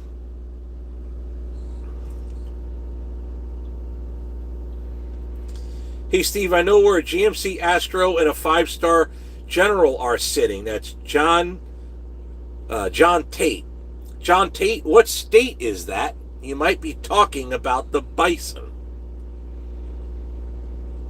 If so, I hope so, because I really want that Bison.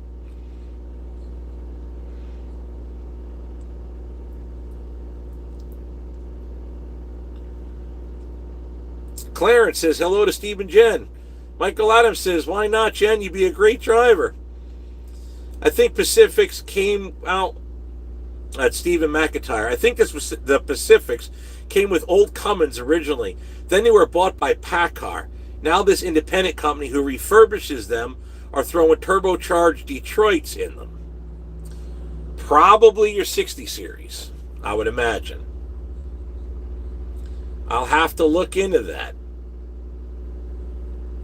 The Buckeye Goose says, come on, Jen, I got my Class B from watching Steve.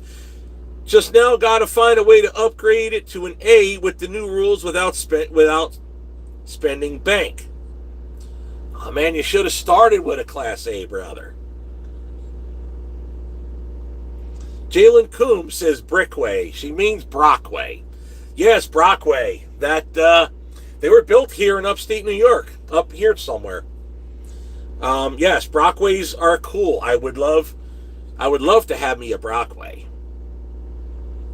TW says, hi, Steve. Cheers from Tim from Australia. Jen says, I like being the passenger. What's your dream truck, regardless of price, from anywhere and engine? Dream truck. Ooh. When I started driving, I always said I always wanted an extended hood 359 Peterbilt. So let's go with, for now, let's go with a 359 Peterbilt with a 12V71 in it. Let's go with that to answer the question. Fact is, there's a lot of trucks I like.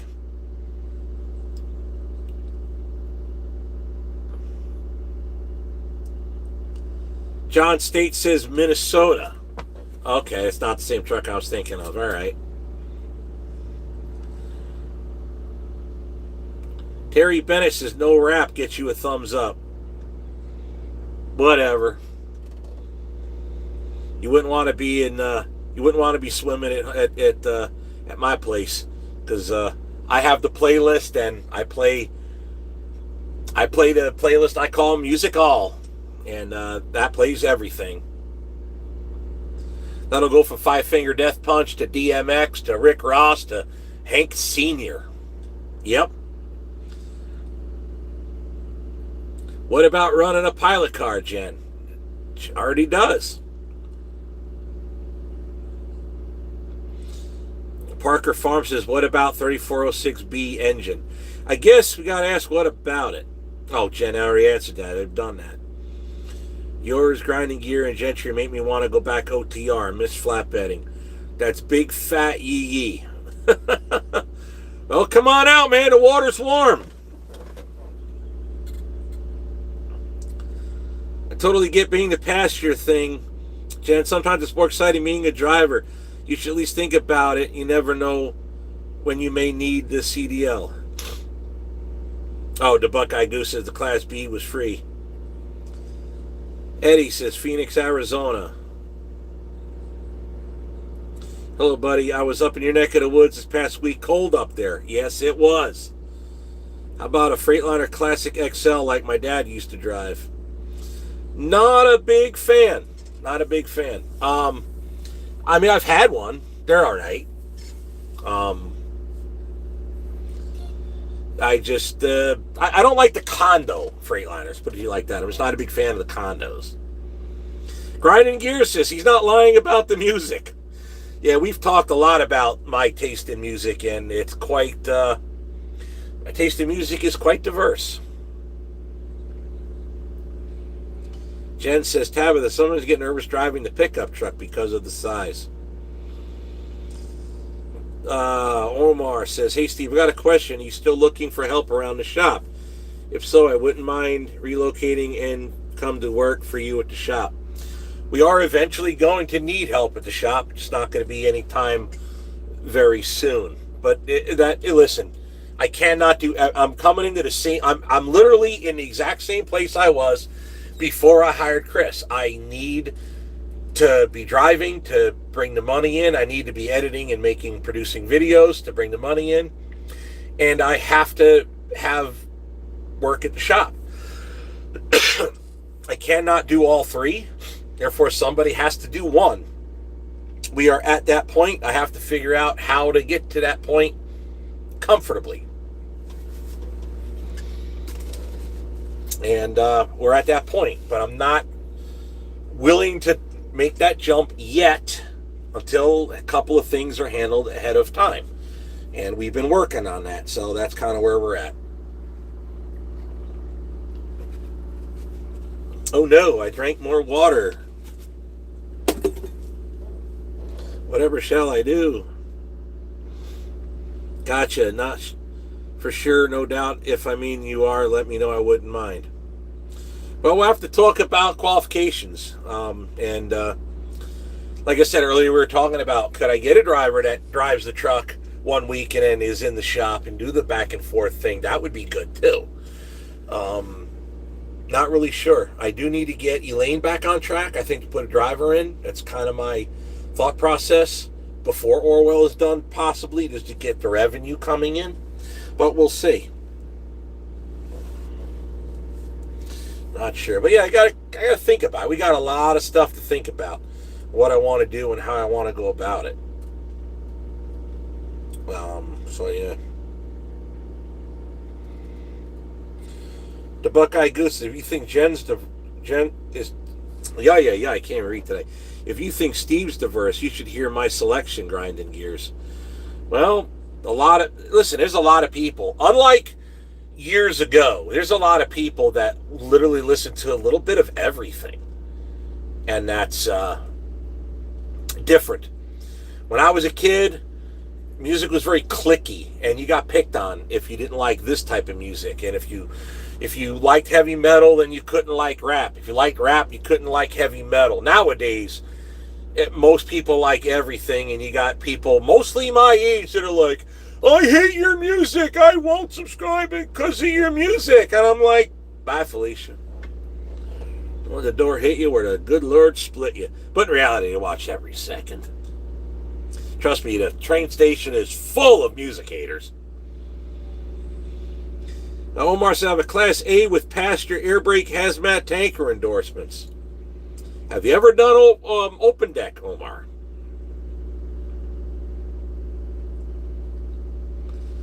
Steve, my dad drove a 98 Peterbilt 379 with a Caterpillar 3406. Oh, man, that's like my yellow one. I wish I could buy my yellow one back. There's just no way. That engine makes it so expensive. The Buckeye Goose is same. I'm 42. Not sure what you're talking about, Philip. Have you ever seen old Hayes trucks? Oh! He spelled it wrong. It's not spelled H-A-Z-E. I just was talking, matter of fact, this video that's on this camera right here. Nope, not that. That's a Charger. Where is that camera? Right here. Move this. Don't mess with the gimbal. The video it's on this camera right here. We saw an old Hayes. I'm pretty sure it's a Hayes. Looks like a 352 Peterbilt. I think it's spelled H-A-Y-E-S or something along that line.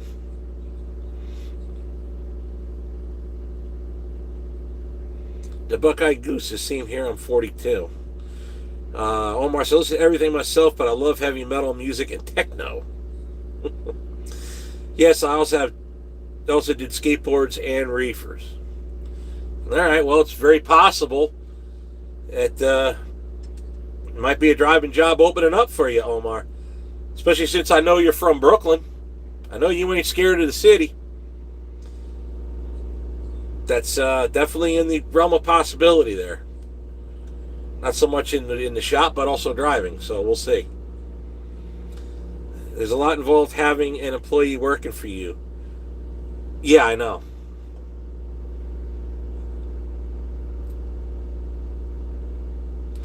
Dr. Diff says, I like everything from late 60s through early 90s, including early rap. Listening to a lot of modern country. I cannot listen to the country that's on the radio. I need to hear, if I'm listening to country, it's got to be tough. It's got to be hard. It's got to have some soul to it. It's got to be real. It's got to be Something that corporate radio don't like. Put it to you like that. Michael Adams said, listen to everything from Red Sylvain to Leonard Skinner, ZZ Top to Jelly Roll to Nelly. There you go. Music from Bach to Bing to Beatles to Beastie Boys. The old barn cat there. Hey Steve, Merry Christmas, man. I have you on mute because where I am, but I hope you make it home for Christmas. Thank you, Richard. Rich Woodcock. No problem. Dr. Diff, and I still love disco. Yeah, I never could get into that. Omar says, for sure. Oh, hell no, I ain't scared of this concrete jungle. No city scares me. I drive everywhere. I do hot shot at the moment, so yeah, I ain't scared of driving nowhere. LOL. Grinding Gears says, yes, Steve likes angry music. Yes. Angry music calms me down. Michael Adams says, Red Sylvain. Dang, autocorrect. Yeah, I figured as much. My late uncle used to drive an old Hendrickson, early 70s and an early 70s auto car. Duff Ross says, we have 3408 here in Australia that have jigs, so I believe you can do it. It might have to do with if it's direct injection or a pre-combustion chamber head. Maybe that was the difference. I don't know. It has to do with crank positions, though. 3408s in Australia. Again, I need to find out. Is it true? Where is it? Who was that? I just read his damn comment here, and I lost track of it. Duff Ross. Is it true that them cats were all outlawed out there? Like the older ones? Is it true they were all outlawed out there? In Australia? Chad Boring says, like ICP. Insane Clown Posse. They got a couple real good ones. No, Mac asks, would I consider getting a dog to go with you in Black Dog to keep you company while on the road? No. The reason why we don't own a dog is for the exact same reason that Ice Cube, the rapper, has a song called Man's Best Friend. And that's, for the most part, my reason why. Also, marinas and campgrounds. If you show up with a big Doberman or a big Rottweiler, becomes a problem for going places. So, not big on the dogs I would like, are not big with campgrounds because people would be afraid of them. Maybe that's changed over the years, but if me and Jen got a dog, it would have to be a dog that if you saw coming at you, you would do a number 2 in your drawers and run dragging them drawers, scared. But dogs poop in the den. Of course, you gotta train them, but that's from the song. Jay Moore says, would you consider a collaborative with another YouTube channel to fix Elaine? There's a channel called Watch Wes Work that's somewhat close to you. I've never heard of them.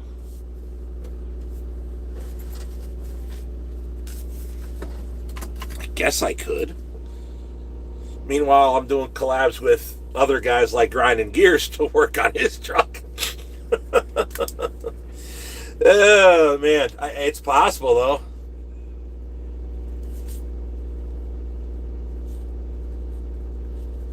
Write that down, too.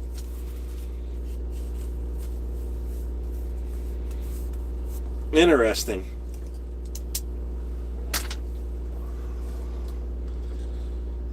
Jen says, "Oh, Clarence, thank you." I'm not sure what that's about. Clarence must have said something nice.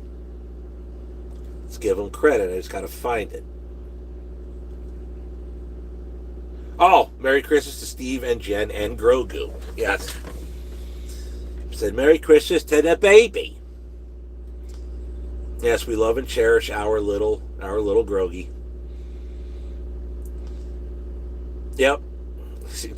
Me and Jen text that to each other a lot. See, if you're in the chat, you see the two ears and the eyes. Well, I started that with Jen, and then we'll send that back and forth to each other. So, yeah. That's how that goes. Angry music, I like that, LOL, says Michael Adams. That's why you have Black Dog, says Dr. Diff. Yeah, Black Dog would be great. I would love to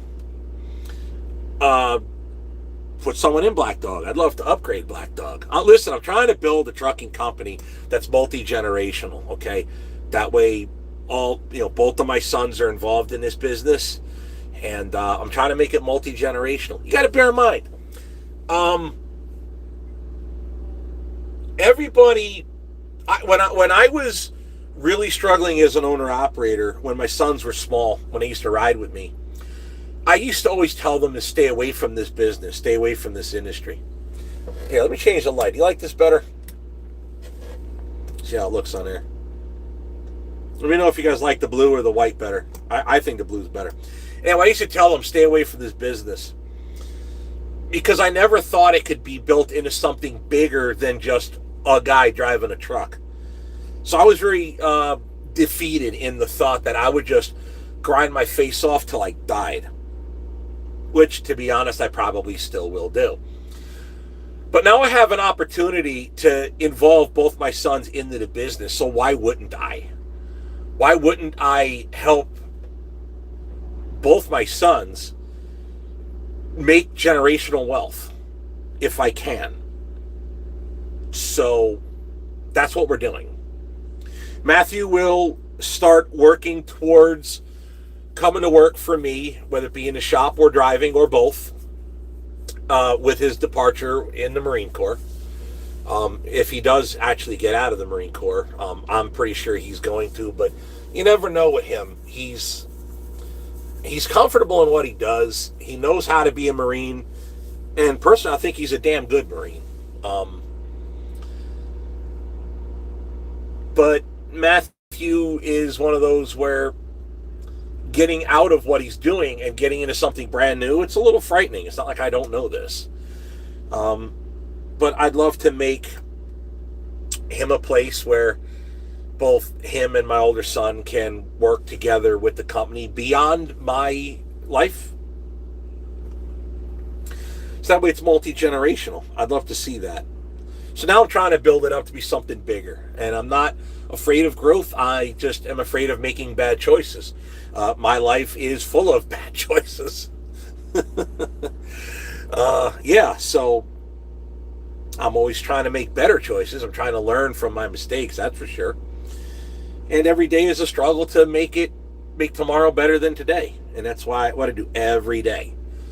So, yeah, that's the ultimate goal. So we'll see.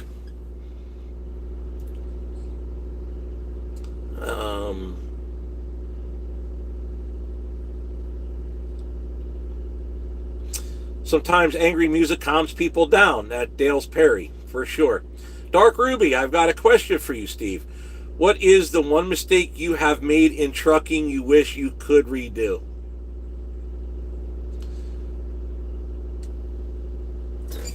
Well, I learned from them all. So, leasing onto Landstar was one big mistake. That led me to bankruptcy. Buying a truck through and staying leased onto Trail Camp was not a mistake, but it later turned into one. Widmeyer Express was an absolute godsend. Fritz Widmeyer did me really, really good when he took me on and helped me from a lot of the problems that my past from Landstar and Trail Camp have helped to create. I survived a lot of really bad stuff in my life being with Widmeyer Express. I would say delaying in getting my authority was probably a mistake. Ask Timmy, he will tell you. Ask Crystal, she will tell you the same.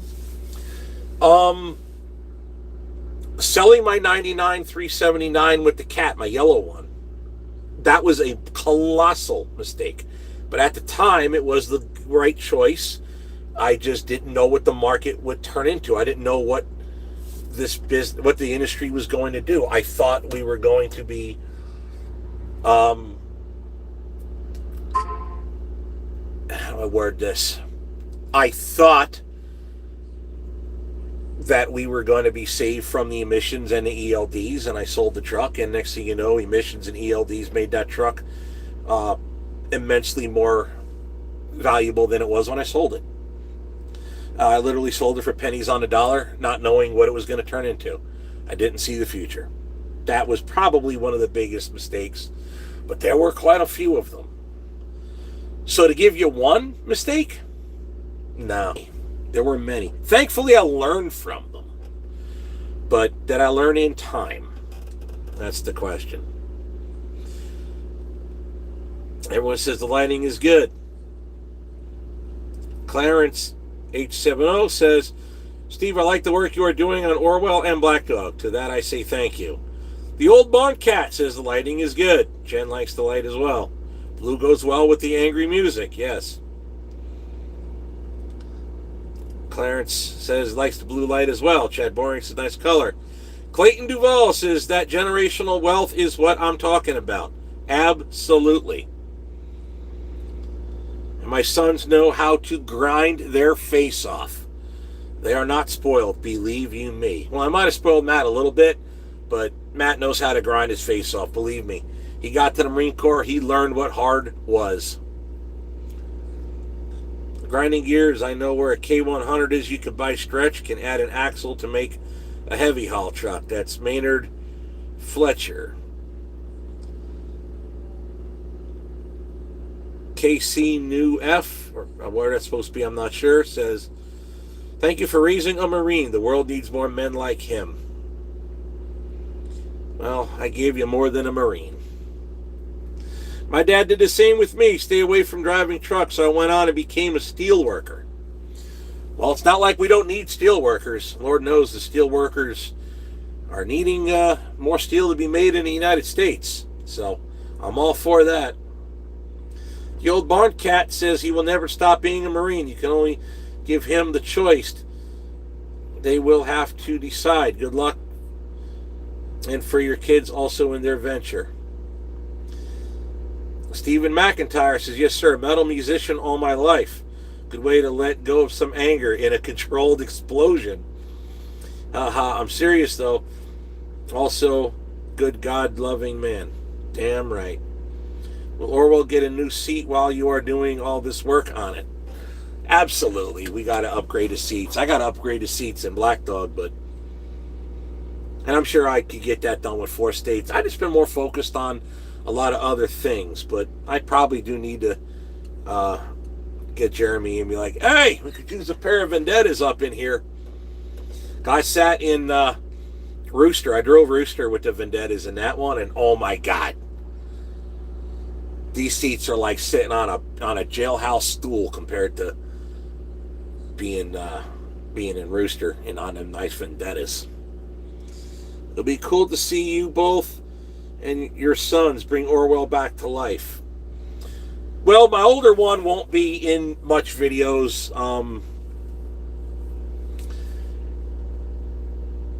He just doesn't really like the camera. Matt, he could take it or leave it. So that's kind of how that goes with Matt. A lot of you guys watch Matt grow up in the shop and working with me, so that'd be kind of cool.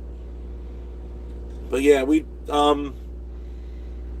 might see him a lot more come summertime. Might see him a lot more in the summers. And a new decal for the doors. Not sure what you mean there.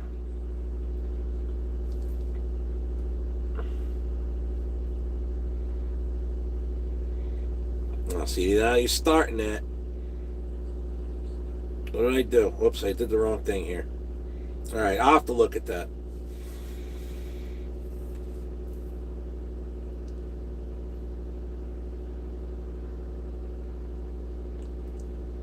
Clayton Duvall says he's going to 4-axle his K100. It's hanging out at the Gentry farm. Oh, you've got a K100? There's a dude selling a K100 Aerodyne I saw on Marketplace. It's pretty long. I can't remember where. I have it saved on my... Maybe I don't have it saved. I should have saved it. I think I did, actually.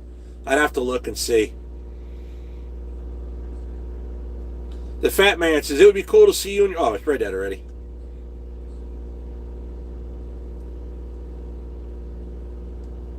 Michael Adams says, and I bet he didn't think that you were hard on him when he joined, LOL, talking about the Marine Corps. I was hard on him. I had to be hard on him. That kid's very hard-headed. But in some areas in life, I was very hard on him.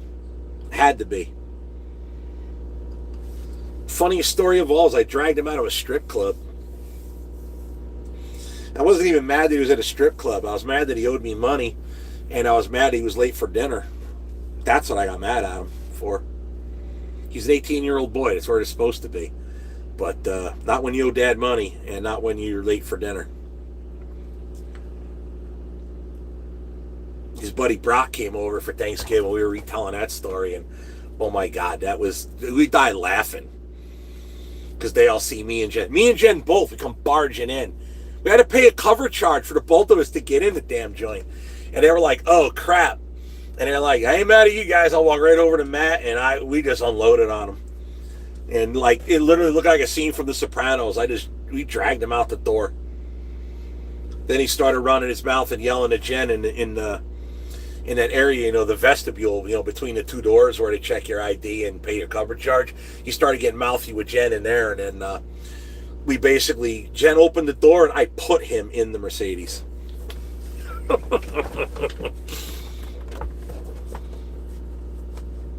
Yeah, that was an interesting night. New company decal make the truck look good. Actually, I like the look of the old ones, the ones that are on there. In fact, the logo with the truck number on it is how most people recognize Black Dog real quick. Yeah, Jalen, I saw that. I can't open it because I'm on the wrong phone. The other one is on my personal page, so I have to be in my personal page to look at marketplace links. But yeah, saw that. I saw you did send me one. Yeah, there you go. That's all I need. Everybody's sending me Facebook marketplace links. That's all I need. Thanks. Yes, I did. It reminded me growing up with my dad. It's Michael Adams. I'd love to build myself up a little big rig. It's Brian Bird. Yeah, I actually randomly found it on Marketplace. I know he's got a K100. He's got the Aerodyne on it. It's not a bad truck. I think he's a little too steep for it, to be honest, but it's not a bad truck. And it is long enough to put a axle on it. I just don't know. I'd have to, honestly, I really shouldn't say that. I honestly would have to look at Justin's truck to determine its worth and if it's worth that kind of money to buy and put an axle under it. Now, if I ever get out that way. He sent me the link to it. I'd have to get out there and look at it. I'm seriously, I don't know, might be a good buy. I'd have to look at it, though.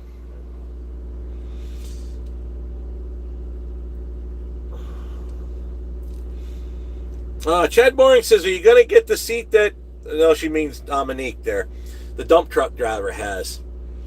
I know Four State sells the Vendetta, so most likely I'd go with that.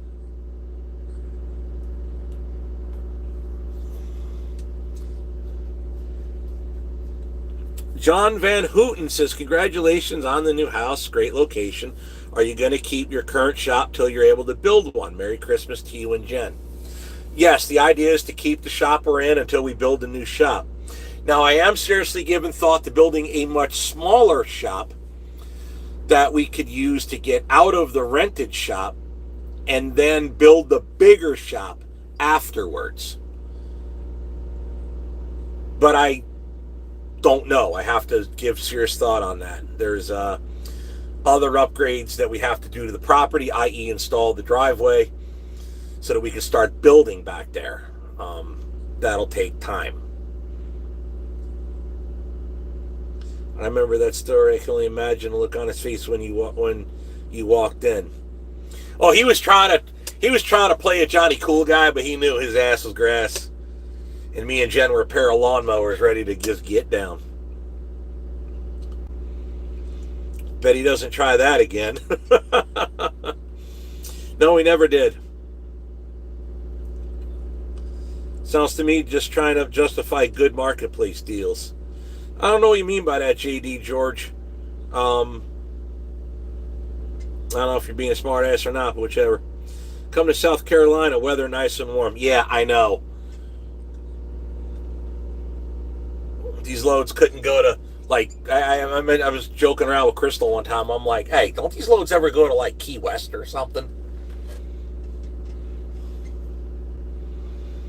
Georgia Robs says, safe travels, my friend. Chad Boring says it needs work. Well, I'm sure it does. I'm sure it does. I don't think it's, I don't know much about it. I mean, if I'm down there, I'll definitely go look at it. Will the new shop have a paint booth? Possibly. I mean, if it's one of those things, you can have anything you want as long as you can buy it, right? I don't know. I'd like to think it could. Build the shop, you put the paint booth in it afterwards. That's kind of what I'm thinking. So, yeah. I guess I ought to be reminding you guys, hit that likes. 425 of you is in here. I don't know how many likes there are, but I always forget. Hit the likes, on and on. Say it helps, on and on, yep. So, I'm not sure. Like I said, I'm giving a lot of thought to everything that... I haven't given up on any of the dreams. Just a matter of how to get there. That's all I'm trying to figure out. Like, what's the best way? What's the best method to get to where I want to be in life? And with the trucks, working on them, out here driving them, you know, it's just a matter of putting two and two together and figuring out. But we're working on it. We're getting there. It's just, again, it's a time thing. You know, I did the best I could with the videos on this one. You know, today was kind of a dead day. You know, because it was, you know, Christmas time coming. I got to deliver Monday, so hauled as far as I could. Now I'm sitting out here. No, we're not maxed out on likes, Group Anonymous, because some people come and go. You can have more likes than you have viewers. It's kind of weird how that works when you think on it.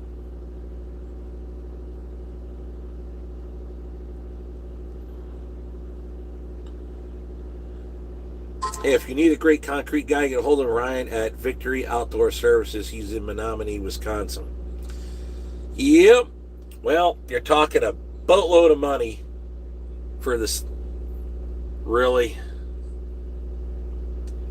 These damn spam emails on a Sunday night. So I'll open it. Report spam. Gone. Gets so tiring. That's why I wound up getting a personal phone.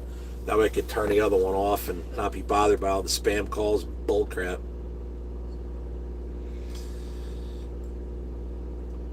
Minyard E. Fletcher Jr. says, Tim could have the land cleared and ready to build. Oh, we talked about it. The land's already cleared. It's just a matter of doing the dirt work and dozing it flat enough to build on. That part's not hard at all.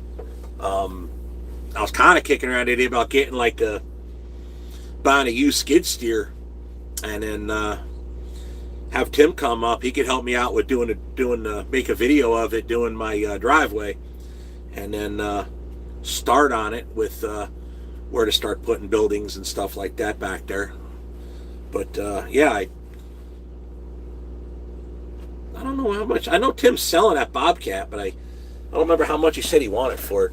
Maybe that's what I need to do before I look into an engine.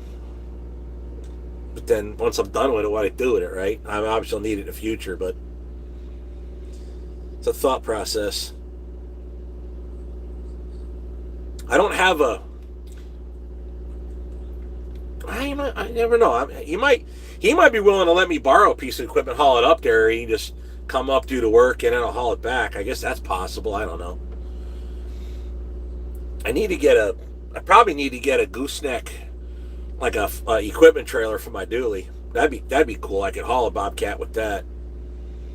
I know Crystal has one, but I don't know if she'd let me borrow it or not. But I don't know. I could always do something like that. That'd be kind of cool. Or just, I don't know. There's ideas. I know he's very, very busy. He's building his own place, so I don't know if he's got the extra time to just come out and help me up with crap like that. But I don't think we're going to do much till till the springtime anyway because it's so damn cold out. And I certainly need the time to get to work, just get more work done and get just basically financially get everything better. He says, my bad, didn't mean to sound it that way. But yeah, that's JD George there.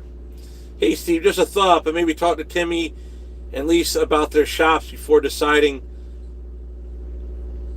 on what way to go shop-wise. Talk to Timmy and Lisa. Who the hell's Lisa?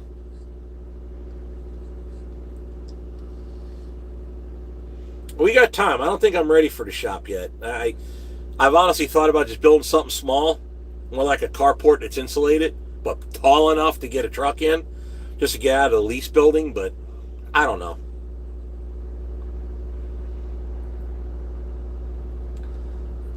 Everyone's volunteering Timmy over here. Hey there, Steve. I-99 used to be New York 15 from Rochester to Florida. Yep. 11 and 15 still run through Harrisburg.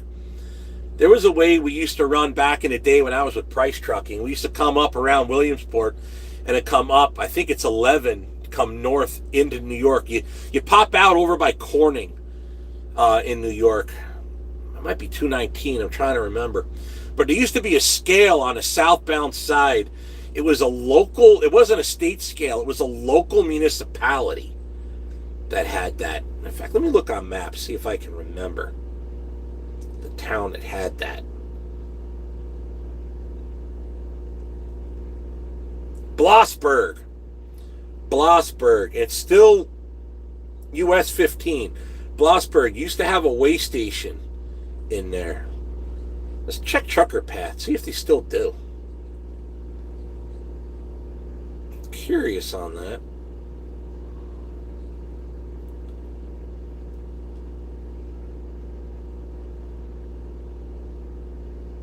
No, there's no way station there. There is a.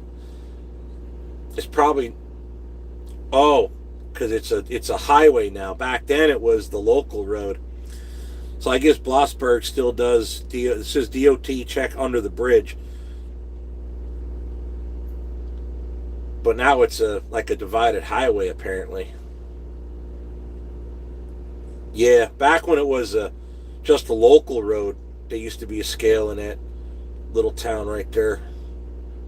I wonder if the footprint is still there. Matter of fact, no, that's just a pull-off. A wide spot. But yeah, there used to be a scale in Blossburg there. That's how I remember it. Apparently it's still US 15. We haven't been out there in a long time. Wow.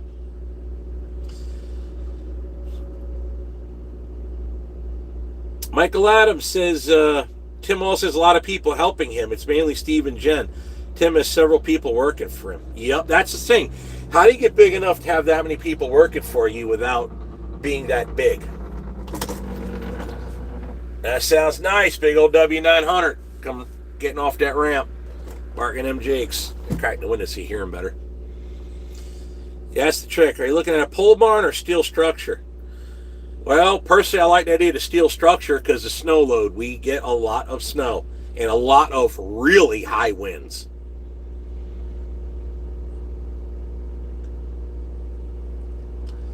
Clarence H70 says, Steve, I like the video where you and Tim hauled the tanks on Tim's boat trailers with Black Dog and Rooster. Yes, it was fun. Jen just sent me a picture. The bunny is at the flagpole. Yeah, there's bunny rabbits outside the house. I think there's some bunny rabbit holes underneath the bushes around the house. We deal and deal with old two-stroker. He has got some cool old trucks in his possession. Put a bunk on his old white he's got. I'll tell you what, the one I really want is that white one with the 12V71 in it. Good God. So I saw that truck. I was jealous as they get. I would have loved to have that truck. I mean, everything's got a price, but whoo. because that's a 4-axle truck. So that would have been good to go, like, once you got it, like, running and operational. I mean, that truck needs a lot of work, but, man, that thing is a hell of a barn find. Tabitha Solve says, there's an army of people that help Gentry and Miller. Steve and Jen are just him and Jen. Yeah, I said it earlier. We'd make a hell of a collaboration between all of you. Are you bounce ideas off Tim, Chris, on others about shop ideas? A little bit here and there, not much, because they're all building their own thing. And look, they're very busy people, so helping me, it's kind of like they got to help themselves first. You know, they got to get their stuff done. It's on the southbound side, and we crossed over. I'm not sure what that meant there. It was on the southbound side, and we crossed over when we were going northbound. They realigned Route 15 in the late 90s around there. Oh, talking about that Blossburg way station. Yeah, must have been. Yeah.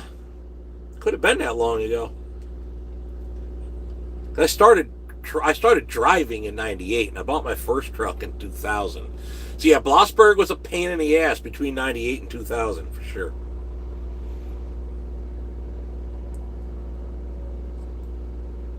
I bet you'd like to see 250,000 subscribers by the end of the year.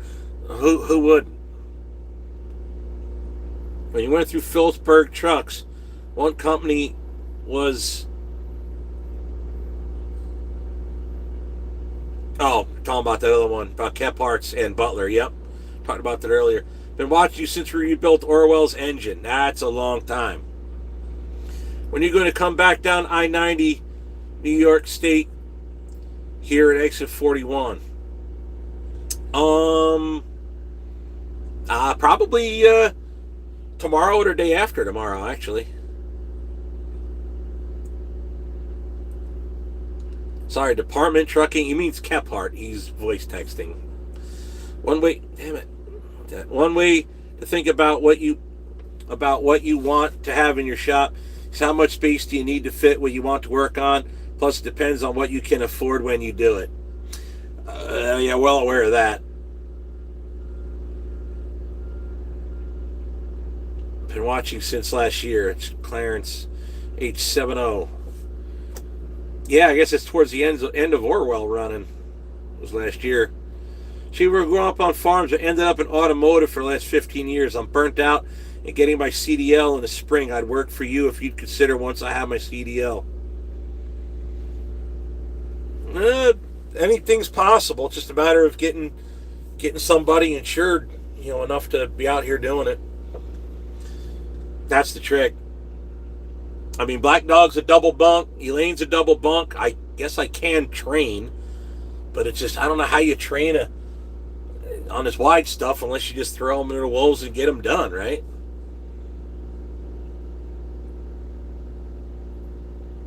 I thought that Michael Adams says, I thought that you might be with both of them building shops currently. When it would be going back to clear, I don't know. You got to bear in mind, they've been a lot bigger than me for a lot longer than me, so they have more resources and capabilities than I do currently, and that's fine. I'll get there.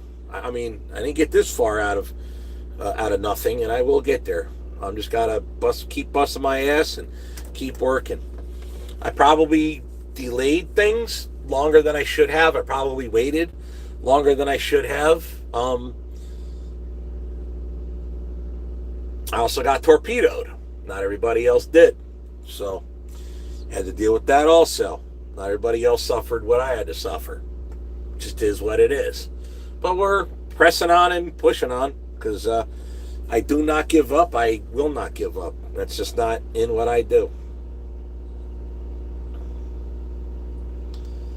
Chad Shane says, hello, Steve, and FSC Trucking and Black Dog.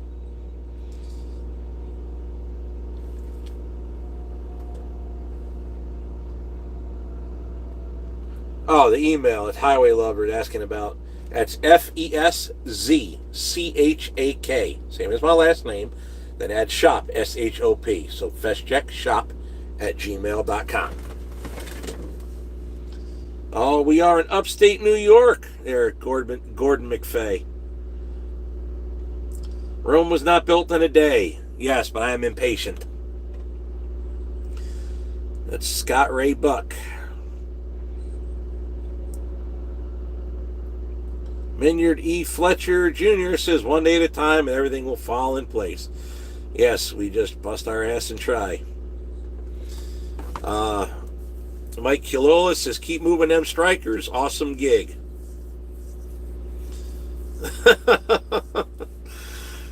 Yeah, Jalen's like, I found the auto car. 290 Cummins runs and drives. Let me guess. It's blue. I've been eyeballing that truck for a while, if that's the one.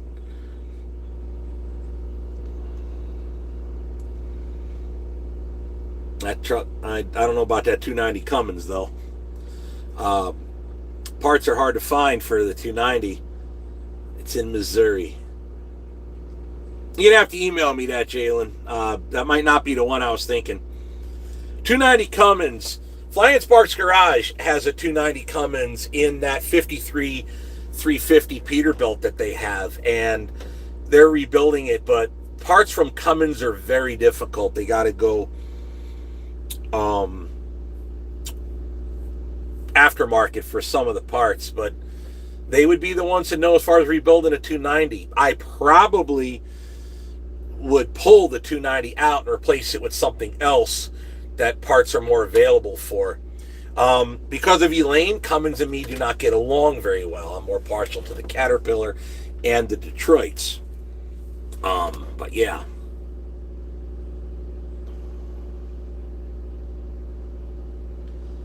Daniel Geringer says, I have 10 years experience in Poland driving van, hopper, dump wagon, tanker, and open deck. How hard would it be to get into hauling oversized?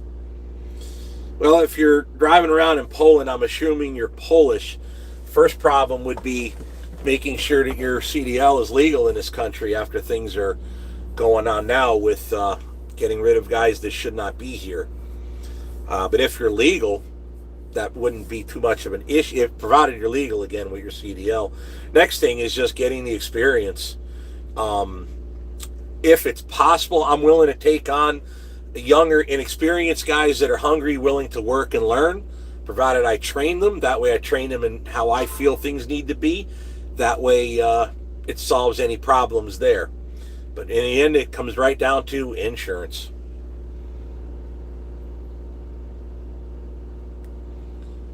Oh, M. Pacman, I don't know. I don't think that's what they were talking about. The only problem with investing in a shop with other people is if relationships go south, you now lose access to those facilities and are scrambling to find new ones. Well, that's exactly true. So that is an issue, and I don't want to have that. That's why we want to maintain our own shop. I would love to no longer lease the one I have and build on my own property, but I have to work on trucks while we build the new one, so I have to figure that out. That takes time. I will get it figured out and in time. Yep, I did get the email, Jalen. She said it's red and black and decent paint. Yeah, so that's, again, I could spend money in a shop, or I could buy another truck for the YouTube channel. You know, when I bought Elaine, I was kind of in that problem. I bought Elaine, the timing was absolutely terrible. In fact, the timing probably couldn't have been worse. But I had to do something to get the revenue to jump up, to start getting the channel, to start getting more subscribers and bringing in more money. And it worked. My plan worked. It worked perfectly as far as buying Elaine. Other problems persisted and continue to persist, but Elaine was a good purchase for the channel. It's just problems later on came out, and we're dealing with them. What's the latest on Orwell, says Master of Puns. Well, hopefully we're going to get in the shop between Christmas and New Year, because after I drop off this load, I'm planning on going to see Old Two-Stroker here in upstate New York. Then I'm going to go home and bury myself in the shop and work Edit videos and work and edit videos. That's the plan. And Orwell needs to get a bunch of work done on it so that way I can get the pusher axle ordered. And then we'll be in much better shape.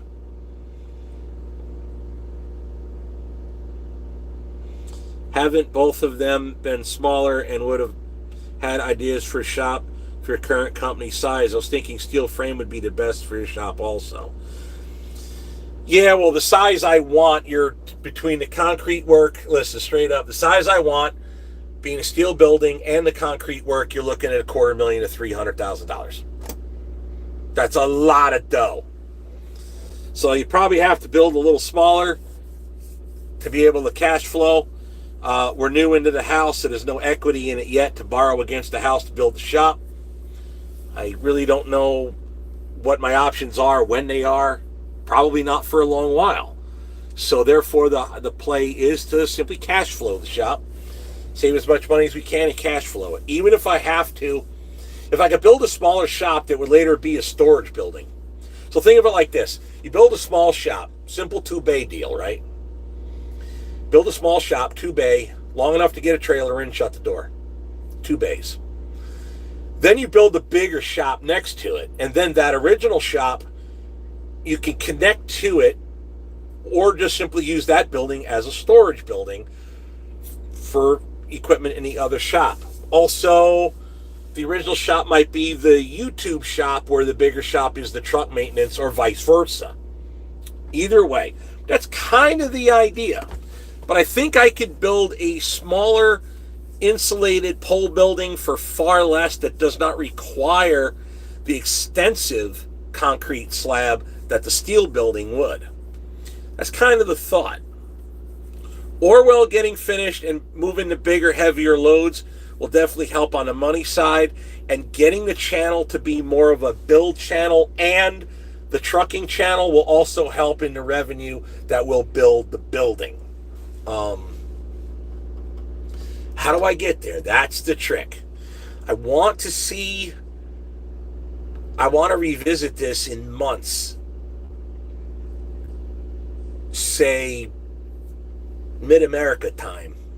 Start revisiting on what can be done to step up to that. But we'll see. Right now, my plan is to go to sleep, wake up in the morning, and work my ass off.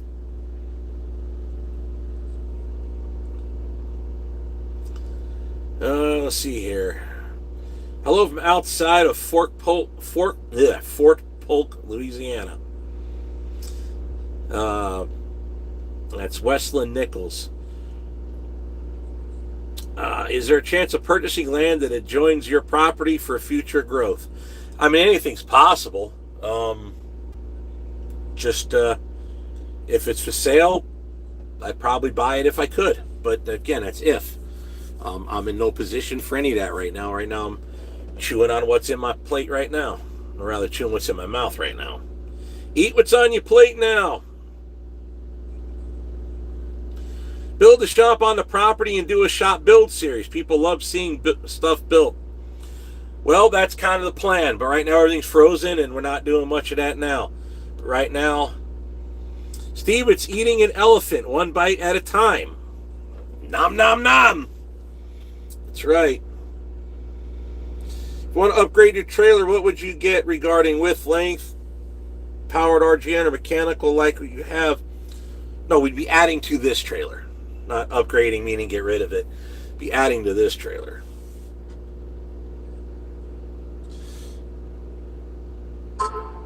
Michael Lee with $2 super chat. Gave a thumbs up. Thank you. All right, got the email from this place is located in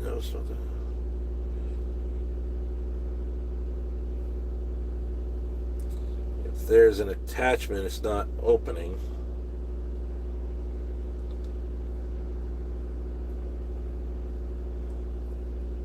There's no attachment in that email there, brother.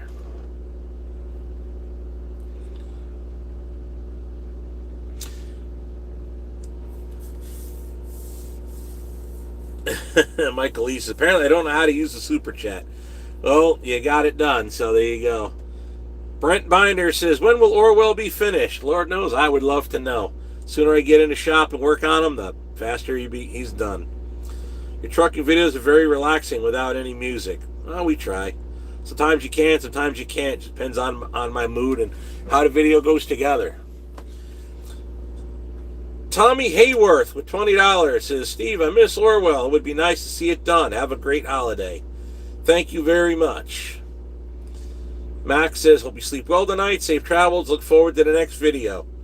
Absolutely.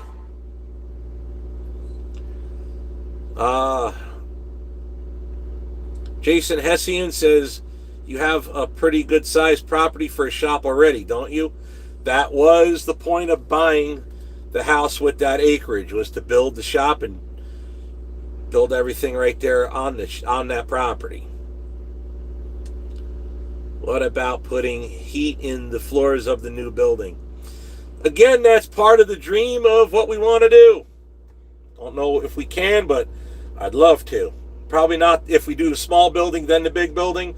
We're probably not going to do heated floor on the first one, but rather the second. YouTube Monitor says, Steve, why don't you lease a workshop? Options to buy, just a thought. Well, because those aren't available.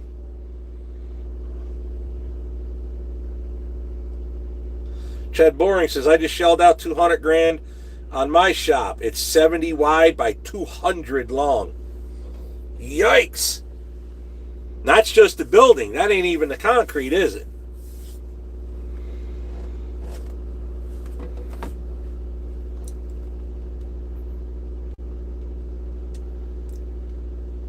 Highway Lover says, sorry, should be there now.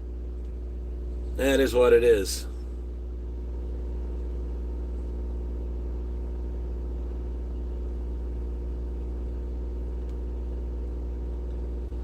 Someone said hi to Miller Transport, but I didn't see Miller Transport in here, so.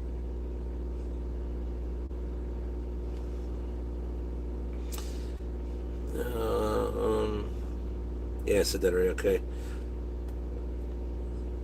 Mr. Euro Cup says, at Miller Transport, hi. Okay. Orwell's going to be badass, nothing like a stretch cab over. There goes the chat. Save him, Crystal. He's on Facebook Marketplace. How is it that you guys are seeing her and I ain't seeing her? That ain't right.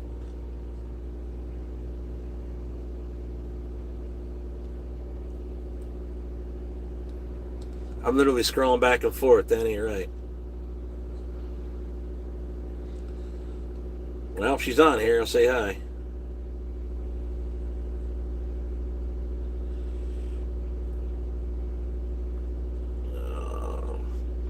I wonder if there's a steel building company that will work with you on getting a building cheaper for doing the build series with them. I wonder that too. That would be cool. I have no idea how to do that. Radiant flooring is a nightmare to maintain, says M. Pacman. Why would that be? Curious, I never had it.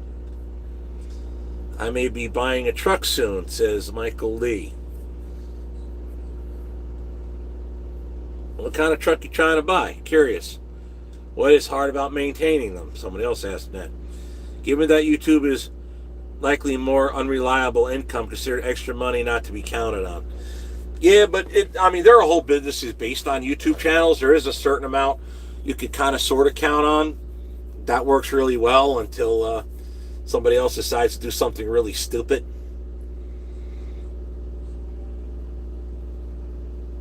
All right, there's the pictures with the, or the email with the pictures. I'll have to check that out later.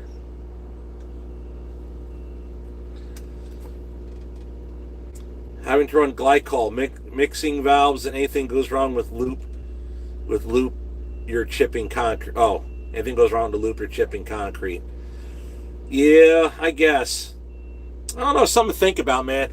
Laying down on a cold floor sucks, though. I don't know where you live, M. Pacman, but like, you saw that video. I was working in my shop. You know, the shop's heated, but that floor is still quite cold, and there ain't no getting around that.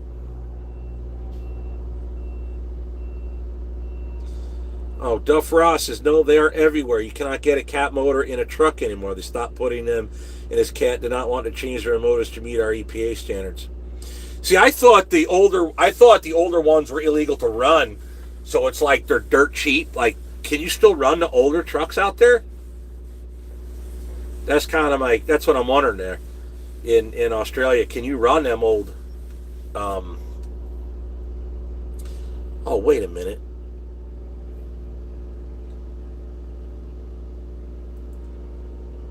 How do I? Oh, settings.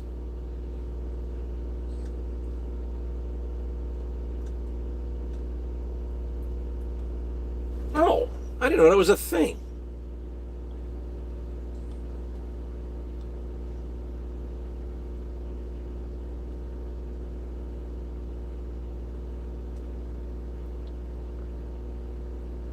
I just changed my settings.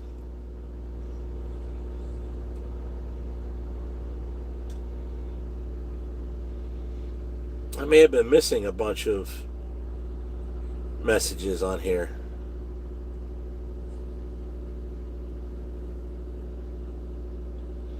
I had it on, apparently it had top messages, not all messages. Why in the world did it set me back to that? That pisses me off. It just does what it wants. Somebody else thought about it. I thought about putting a camera and putting a train that goes by my place on FSC Railroad. I've thought of it, but you'd have to chase it because usually it's not a very long consist of trains, so it's not you'd have to, like, you did a video like that, you'd have to kind of start and stop it there, but it would be cool, kind of, maybe. Live chat from Top Chat. Yeah, that's what I went to settings, chat filter, I put all messages. Yeah, it's on all messages. So yeah, that's some got mixed. I feel bad when that happens. Well, Guns and Gears, some of them I pass on purpose because either I don't want to answer it or, whichever. But yeah, that's...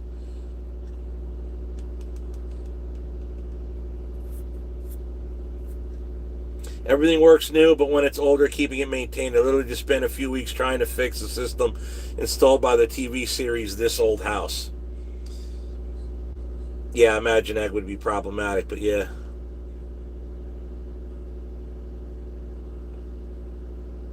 Michael Adams says, M. Pac-Man, my thought was to put loops at the end of each loop.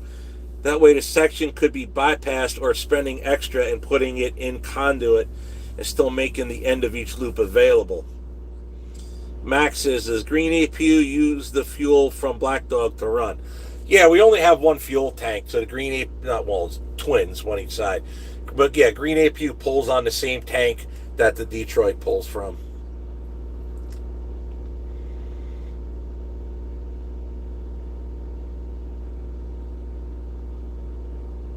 Good evening, Steve. Stay warm. That's Tank 350, New Jersey.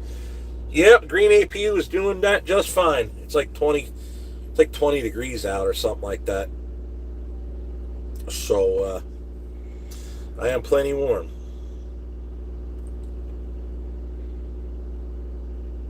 Clarence Wales, that says I just changed my chat to all. Yeah, let's at this. What's that? No. Yeah, here with that. There's a button that says goal. I guess it challenges guys to do more super chats. I'm like, yeah, I ain't into that. Has Tim turned up my truck? No, I haven't let Tim into this thing yet. What we're doing is just keeping it running the way it's been running. It runs just fine. Leave it alone. Don't have another one running to take over when this one blows up. So we're gonna just keep this one the way it is and figure out what to do, when and if something happens, which, when is a thing, it will happen.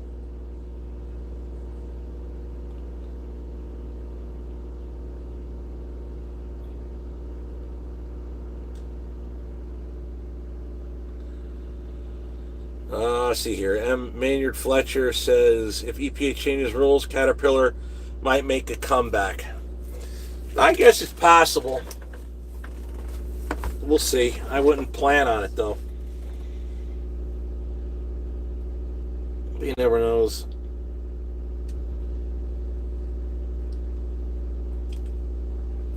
And there's M. Pac-Man talking about heating systems. Highway Lars actually been past Green APU a couple times this month, loading salt right down the street. Well, there you go.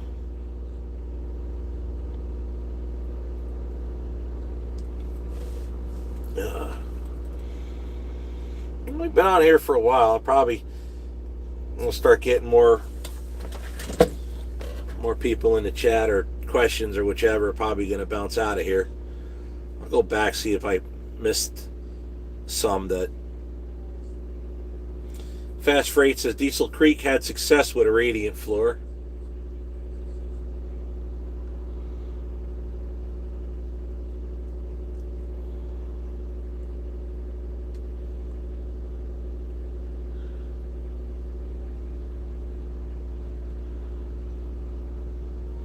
See, I'm not really seeing a lot of them.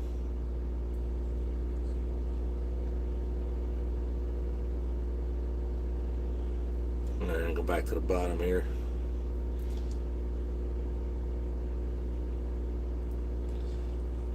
See here. Cummins has too much of the diesel CNG transit market for CAT to make a comeback if that happens.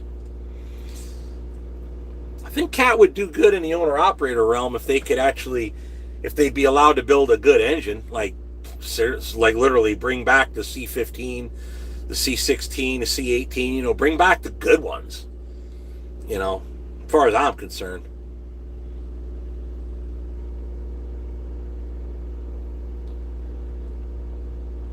Dark Ruby, it tends to get dark like 4:30, 5 o'clock around here now.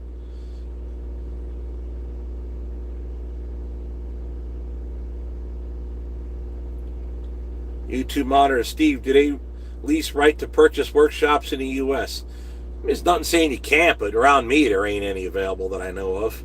Just a lot of ones that, stuff everything in the building and,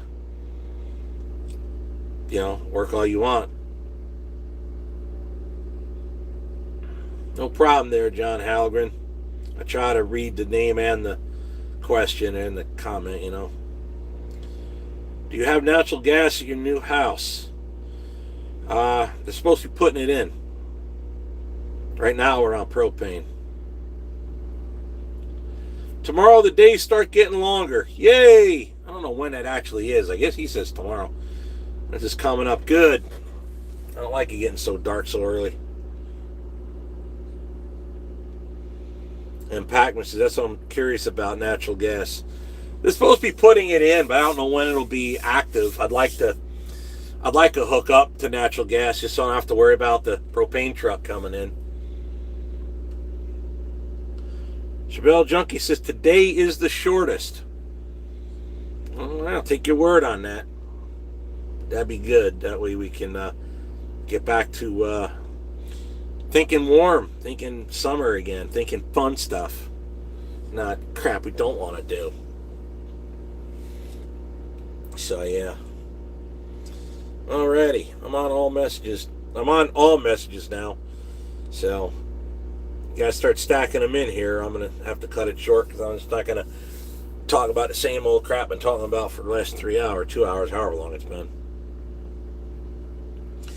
When you picked up Black Dog, you told Tim you did not like Detroit, you'd prefer a cat. How do you like the Detroit compared to your cat?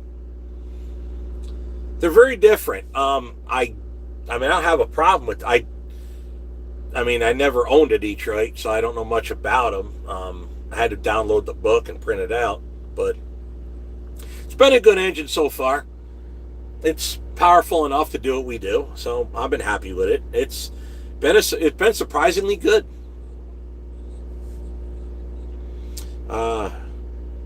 Maynard E. Fletcher says first day of winter. I could care less which is the first day of winter or last day of fall, because in Wisconsin it got cold fast. It's been cold for a little bit, so to me it's summer and winter. It just right around September it just starts getting cold fast.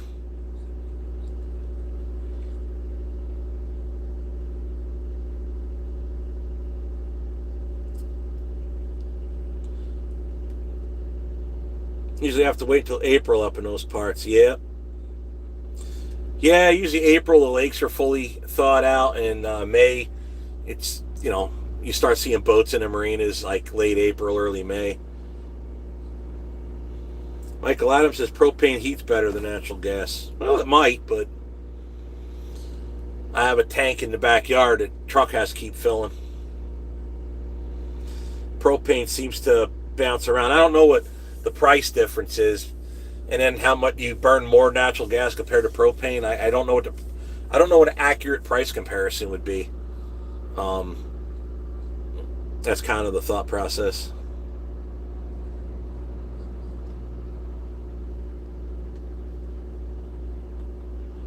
Could be worse. You'd be stuck with oil heat and the high prices. Only about 25 cents cheaper than road diesel. Yeah, ain't that sad? That is real sad.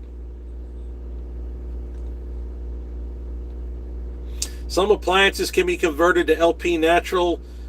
Others can't, as I understand it. I know the pool heater can be converted to natural gas. Don't know about the furnace. There's in the big garage, the workshop. My house got 2 garages. There's one that's like a workshop, and the other one's just for parking. And the workshop one's got a heater in it. I don't know if it could be converted either. Whatever happened to the Detroit engine you had years ago? Did you throw it away? If I remember, it had a cracked block. No, the block was repairable. It's just, honestly, it just got stuck in the machine shop and forgotten about.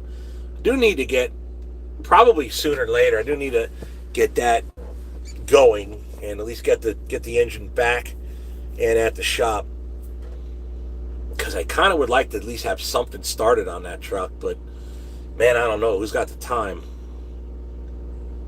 I'm trying, but that's part of the thought process I have right now. Any gas appliance can be converted as far as furnace or boiler. Sure, hope so. Jalen Coombs says just change the orifice for heat. Yeah, I'm assuming you can just order, I think, the regulator too, or whatever. I know the valve, like on the pool heater, it's a valve that's electric that you have to change out to convert it. Other than that, I don't know. I'd have to look into it, but they haven't done anything yet, so it'll be a while till I got to worry about that. Guns and Gears says, what is in that APU? A little Kubota or something? I bet that's a handy little dude. Yeah, it's a 3-cylinder Kubota that's in that green APU. It's running right now. Dark Ruby says, what truck do you want to put the Detroit in? The Pete 352? No. That truck I would love to put a 3412 in. The Detroit has plans to go in another truck. That truck will be named the Rough Buddy. Or just Rough Buddy, should say. Which is named after a B-24 bomber that my ex-wife had a grandfather who died in World War II in a B-24 bomber called the Rough Buddy. And I have photographs of the original nose art on that aircraft. It was shot, he was a tail gunner on it. That aircraft was shot down over occupied France and crashed into a church. Sadly, fully laden with bombs, so upon its impact, the plane exploded, like all the bombs on board exploded. And I believe only 3 crew members survived. My son's great-grandfather did not. I do have a picture of the aircrew, or of an aircrew, that was with that bomber at some point. And the photograph of my son's great-grandfather and my older son, Sean, they have the same facial structure. They're kind of like block-headed, and they look very alike. So I decided that truck would be named Rough Buddy after that B-24 bomber. And we'll duplicate the nose art on the hood, which I guess gave it away, meaning it's not a cab over now. Oops. We're going to duplicate the nose art on it to be the nose art of the bomber. Elsewhere on the truck will be a picture of the B-24, or a B-24. kind of like a more cartoonish graphic. That's the idea of the truck. Because it's definitely a rough-looking truck, the way I want it to look, and it'd be a badass build. I just gotta. I know where's the truck. I can get the truck pretty easy. But if I buy the truck, then it be given away. I mean, it'll be a giveaway to what it is. So I'm not really sure what I want to do. So I'm kind of thinking on that. But yeah, I mean, you guys can guess. I'm not gonna answer it because I already gave too much away as is already, I guess, with the hood comment. But the point of the 12V71 being a conventional would be that I want to be able to show the engine off. So it's a little easier to do that with a conventional. That's kind of what I'm thinking. But yeah, that's the idea.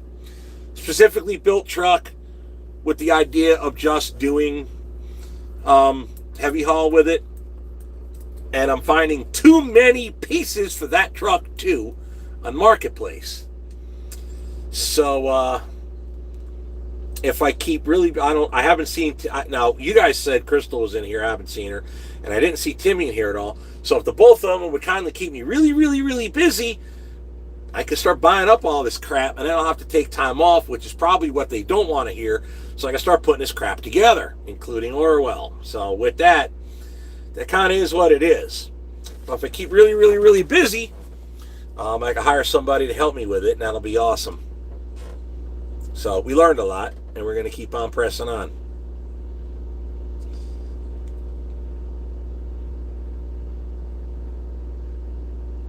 Michael Adams says also the natural gas companies around here don't allow you to have copper gas lines, just so you know. Yeah, propane, the copper is an issue also. So that's one of the things we're going to have to work on in the future, because mostly everything is black pipe, but something is still copper. So I could just do the finish up with black pipe in the spring, and then we're good to go with that. So yeah, it's really not hard to do.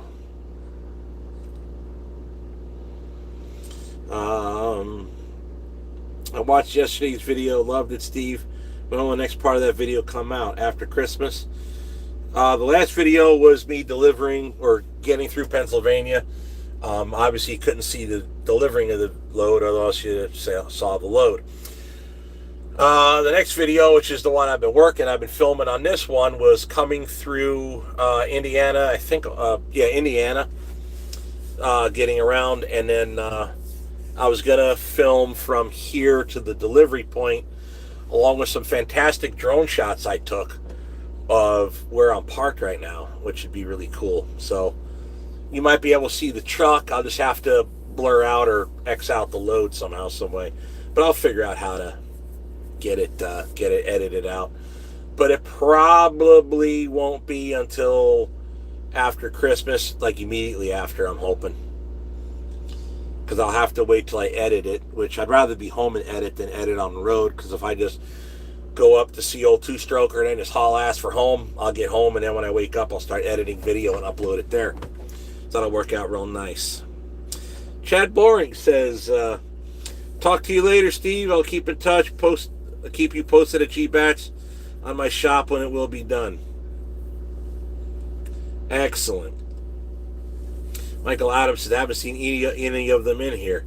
Yeah, I didn't either. Somebody was saying hi to Crystal, but I didn't see her, so I couldn't see it. That is Miller. I can show certain Miller loads, but I coordinate that with her first. Even she doesn't film her own loads. And Timmy, it's the same thing. So that's a Miller thing. And she has reason to.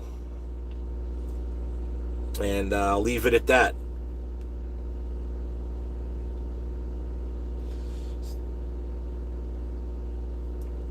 I replace the copper with track pipe. It works great.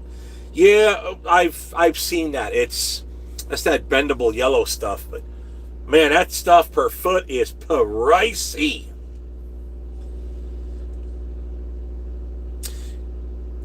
Spinall87 says, glad to see you're doing well and still grinding. Much respect to you and your ethics.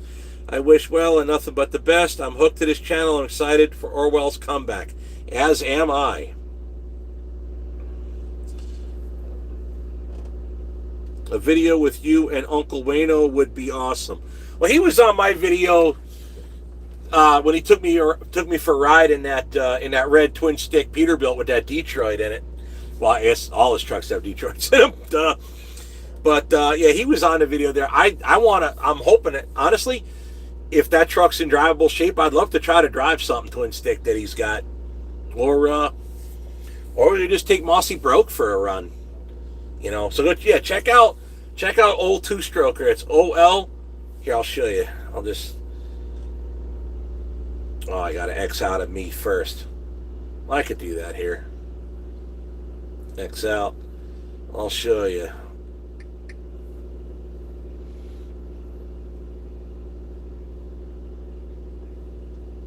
Right there, old two stroker. Again, check out old Detroit Wayno. Old two stroker. Then check him out. He's got some badass stuff. So video. I'll show you the video on his channel that he took me for a ride in that truck. It was called he calls it a revive and drive. Bought it. He drove it to Matt's. And then let's see where else there is here. Yeah, here you go, right here. Most top one. He drove that to Mid-America, drove around the loops a bunch of times with it, with me in it, and a bunch of other trucks, and then did that one. And then this is the very top one is that white Peterbilt with the 12V71 in it that I really would love to have, but that's I bet he'd want a pretty penny for that thing. But he's got a bunch of cool stuff, so I'm hoping to check that stuff out. So I'll click back on me so I can read my comments.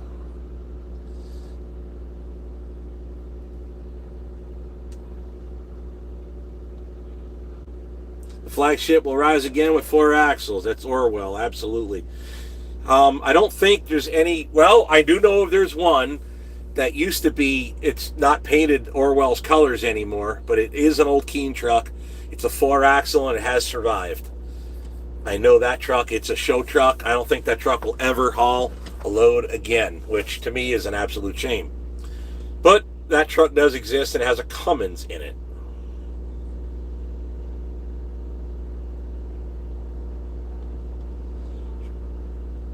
He's pretty funny. Been watching his stuff too lately. Yes, old two-stroker is quite funny. Michael Adams says, yes, it's pretty pricey, but the speed of installation makes up for the price difference in black iron. Yes, but if I'm installing it, I'd rather do black iron. Plus, I'm also probably one of the few people around with a pipe vise and pipe threaders and a bunch of wrenches, because my grandfather used to be a steam fitter. So I've got an old 100-plus-year-old pipe vise to thread black pipe. So we'll cross that bridge when we get there. Yep, Walter Pittman says, yep, Timmy wanted that truck for Finest. Yes, absolutely, he did.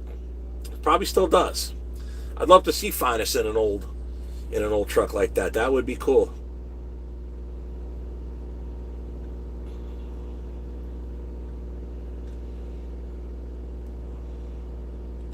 Clarence Wiles says, good night. He's got to eat dinner. Greetings from Ohio. Can't wait to see Orwell back in action. Go FSC. That's go from the Bronx, I guess, maybe? I don't even know how to... It's like a... It's not an actual word. It's like words made together. So, guess we're about at the end of this. Slowly dropping in people, so I guess that's probably means it's time to call it a day. We've been on it for a little while, so if you guys got any last minute things you want to ask, throw them in the chat. I'll get to them real fast. If not, we'll just go ahead and call it. And I gotta put the drone away, charge some batteries, and get ready for tomorrow. So tomorrow will be a good day, hopefully.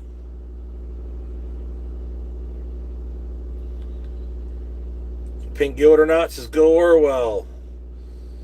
Sailor Moon Girl says, I love your chats with Grinding Gears. I appreciate that. Hello from Clemson, South Carolina. That's Sam Talley. M. Packman says, we don't see you. Have a Merry Christmas, everyone. Thank you very much. Awesome stream. Be well all. That's Justine Mulholland-Wolf. How much longer do you think until Cab Over is back on the road? Lord only knows. Trying my best. Hopefully it'll pick up. I'll get some more done this week. I like your live stream in the trucks, in the house. Thank you, Clarence. Highway Lover says, Merry Christmas. Be safe, be safe out there. Have a Merry Christmas and safe travels. Merry Christmas, brother, from Sam Talley. Sailor Moon Girl says, I love your trucking style and the way you speak. So cool with it. Thank you very much. Take care of yourself and go. Whoops. Take care of yourself and Black Dog. Go FSC. Thank you, Mac. Michael Adams. That's awesome, brother. Have a tripod stand and pipe threaders also. There's very few people that know how to thread pipe. Yes, I know how to lay pipe, thread pipe, all of that. Absolutely. Sailor Moon Girl says, Merry Christmas, Mikey D. Hope to see you passing through I-80 and I-81 in the future. Have a safe trip back home. Thank you. Sam Talley, much love and respect, brother. Steve Griffin, what up, buddy? Been watching you for a while now. How's the truck treating you? Well, Black Dog's been doing his job. He's been working hard, doing good. So tomorrow in the morning, to crack of dawn, we're going to turn the key, fire up that already warm 12.7 Detroit. Thanks to that green APU running back there that you guys can't hear because it's oh so noisy. So, yep, green APU keeps the engine warm, keeps me warm. That's why it's 20-something out, not even, probably like 20 out. And I'm in a t-shirt. Granted, windows are closed, but I'm warm. This truck's been off since yesterday morning, so green APU's been keeping me nice and warm and roasty toasty. So I turn the key, fired up. When the sun comes up, be ready to rock and roll, push in the buttons, go down the road a little piece, drop off my load, and then maybe we'll go do a collab with Uncle Wayno up there in upper state New York, and then do some cool fun stuff with some two-stroke Detroits. It really has me thinking. Maybe I do need to get that 12V71 done before I do anything else. Let's see if Wayne wants to travel to Wisconsin, build that motor, or if we want to build it in New York. That's always possible, too. Enjoy the afternoon with you. Merry Christmas. See you later, mate. That's Jared T87. Merry Christmas. Thank you. Would love to meet you in person, Steve. That's Eagle Catcher. Well, we definitely want to know how to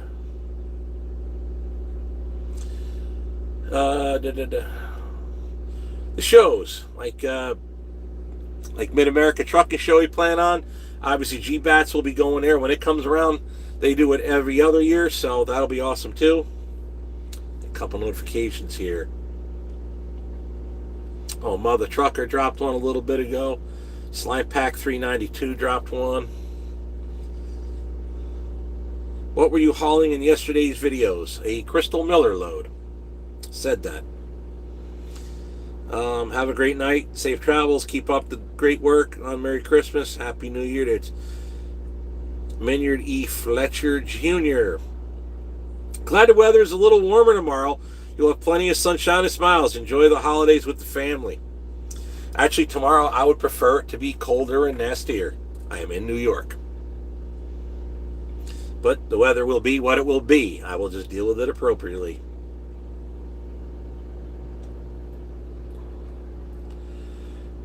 Started trucking an 84 in a new extended hood Pete with an 8V92 thing. Turbo factory tuned around 355 gear.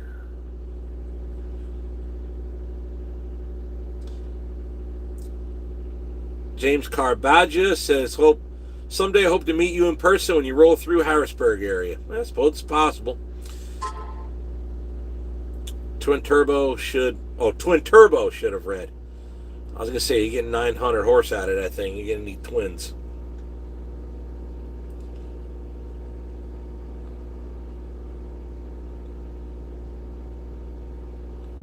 Oh, right. email just popped up there. Talking about 31. Oh, yeah. Can't wait to see you build your new shop. Oh my God, I cannot wait. I'll be in like absolute heaven. I get this thing done. Man, oh man, how great it would be. So I guess that's about it. Oh, Merry Christmas, Steve and family from Tecumseh, Michigan. Well, you probably know me from Southern Michigan Railroad then there, Jason.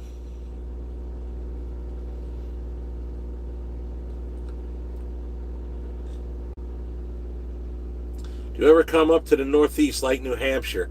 I haven't in a while, but I'm sure one day again I will.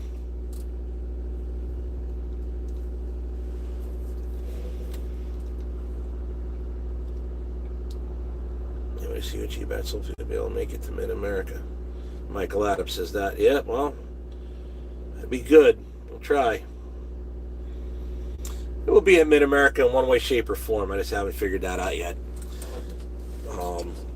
Probably do another meet and greet with Green APU like we normally do. I know 4 State's got a booth over there, so we'll be hanging out over there a little bit. And who knows? Let's see if we can figure out how to get everybody all together and get a bunch of YouTuber trucks in there and actually have a great time over there with it. That would be awesome. Saw you passing through Omaha the last trip to Colorado. If you ever get stuck here, look me up. That's Carl Green. Appreciate that. Max says, are you going to get Black Dog something for Christmas? LOL. No, I'm just going to get my friends and family Christmas stuff. That's about it. Don't buy stuff for a truck. Sailor Moon Girl says, I love railroads and trains too. Well, we got a lot in common. I live next to a railroad. That's always cool. Eagle Catcher, Merry Christmas, Steve, and love your channel. Adam Griner, hi, Steve. What is the update on Orwell's engine? Same as it's been. Engine block is done. The crack has been repaired. The crank has been done. It was just polished. Standard bearings will do. And the head is done, head's just ready to bolt on. So I just got to buy the rest of the components and put it in. So just trying to get the rest of the the interior pieces. Your cylinder packs. Needs a new spacer plate, head gasket, all the gaskets, oil cooler, water pump, all that fun stuff, right? Got to get all that stuff. So we'll start working on it again here shortly, hopefully.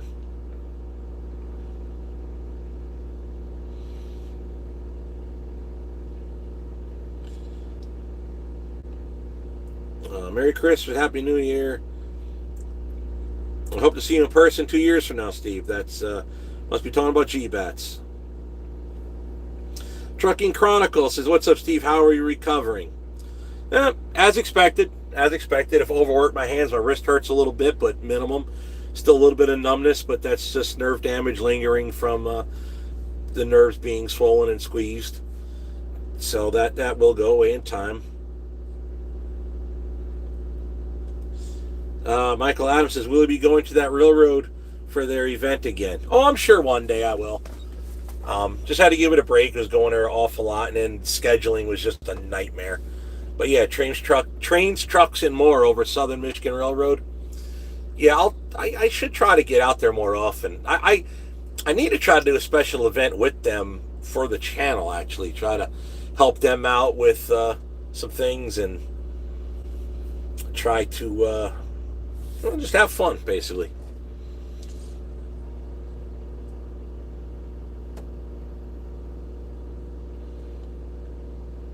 The track by your house.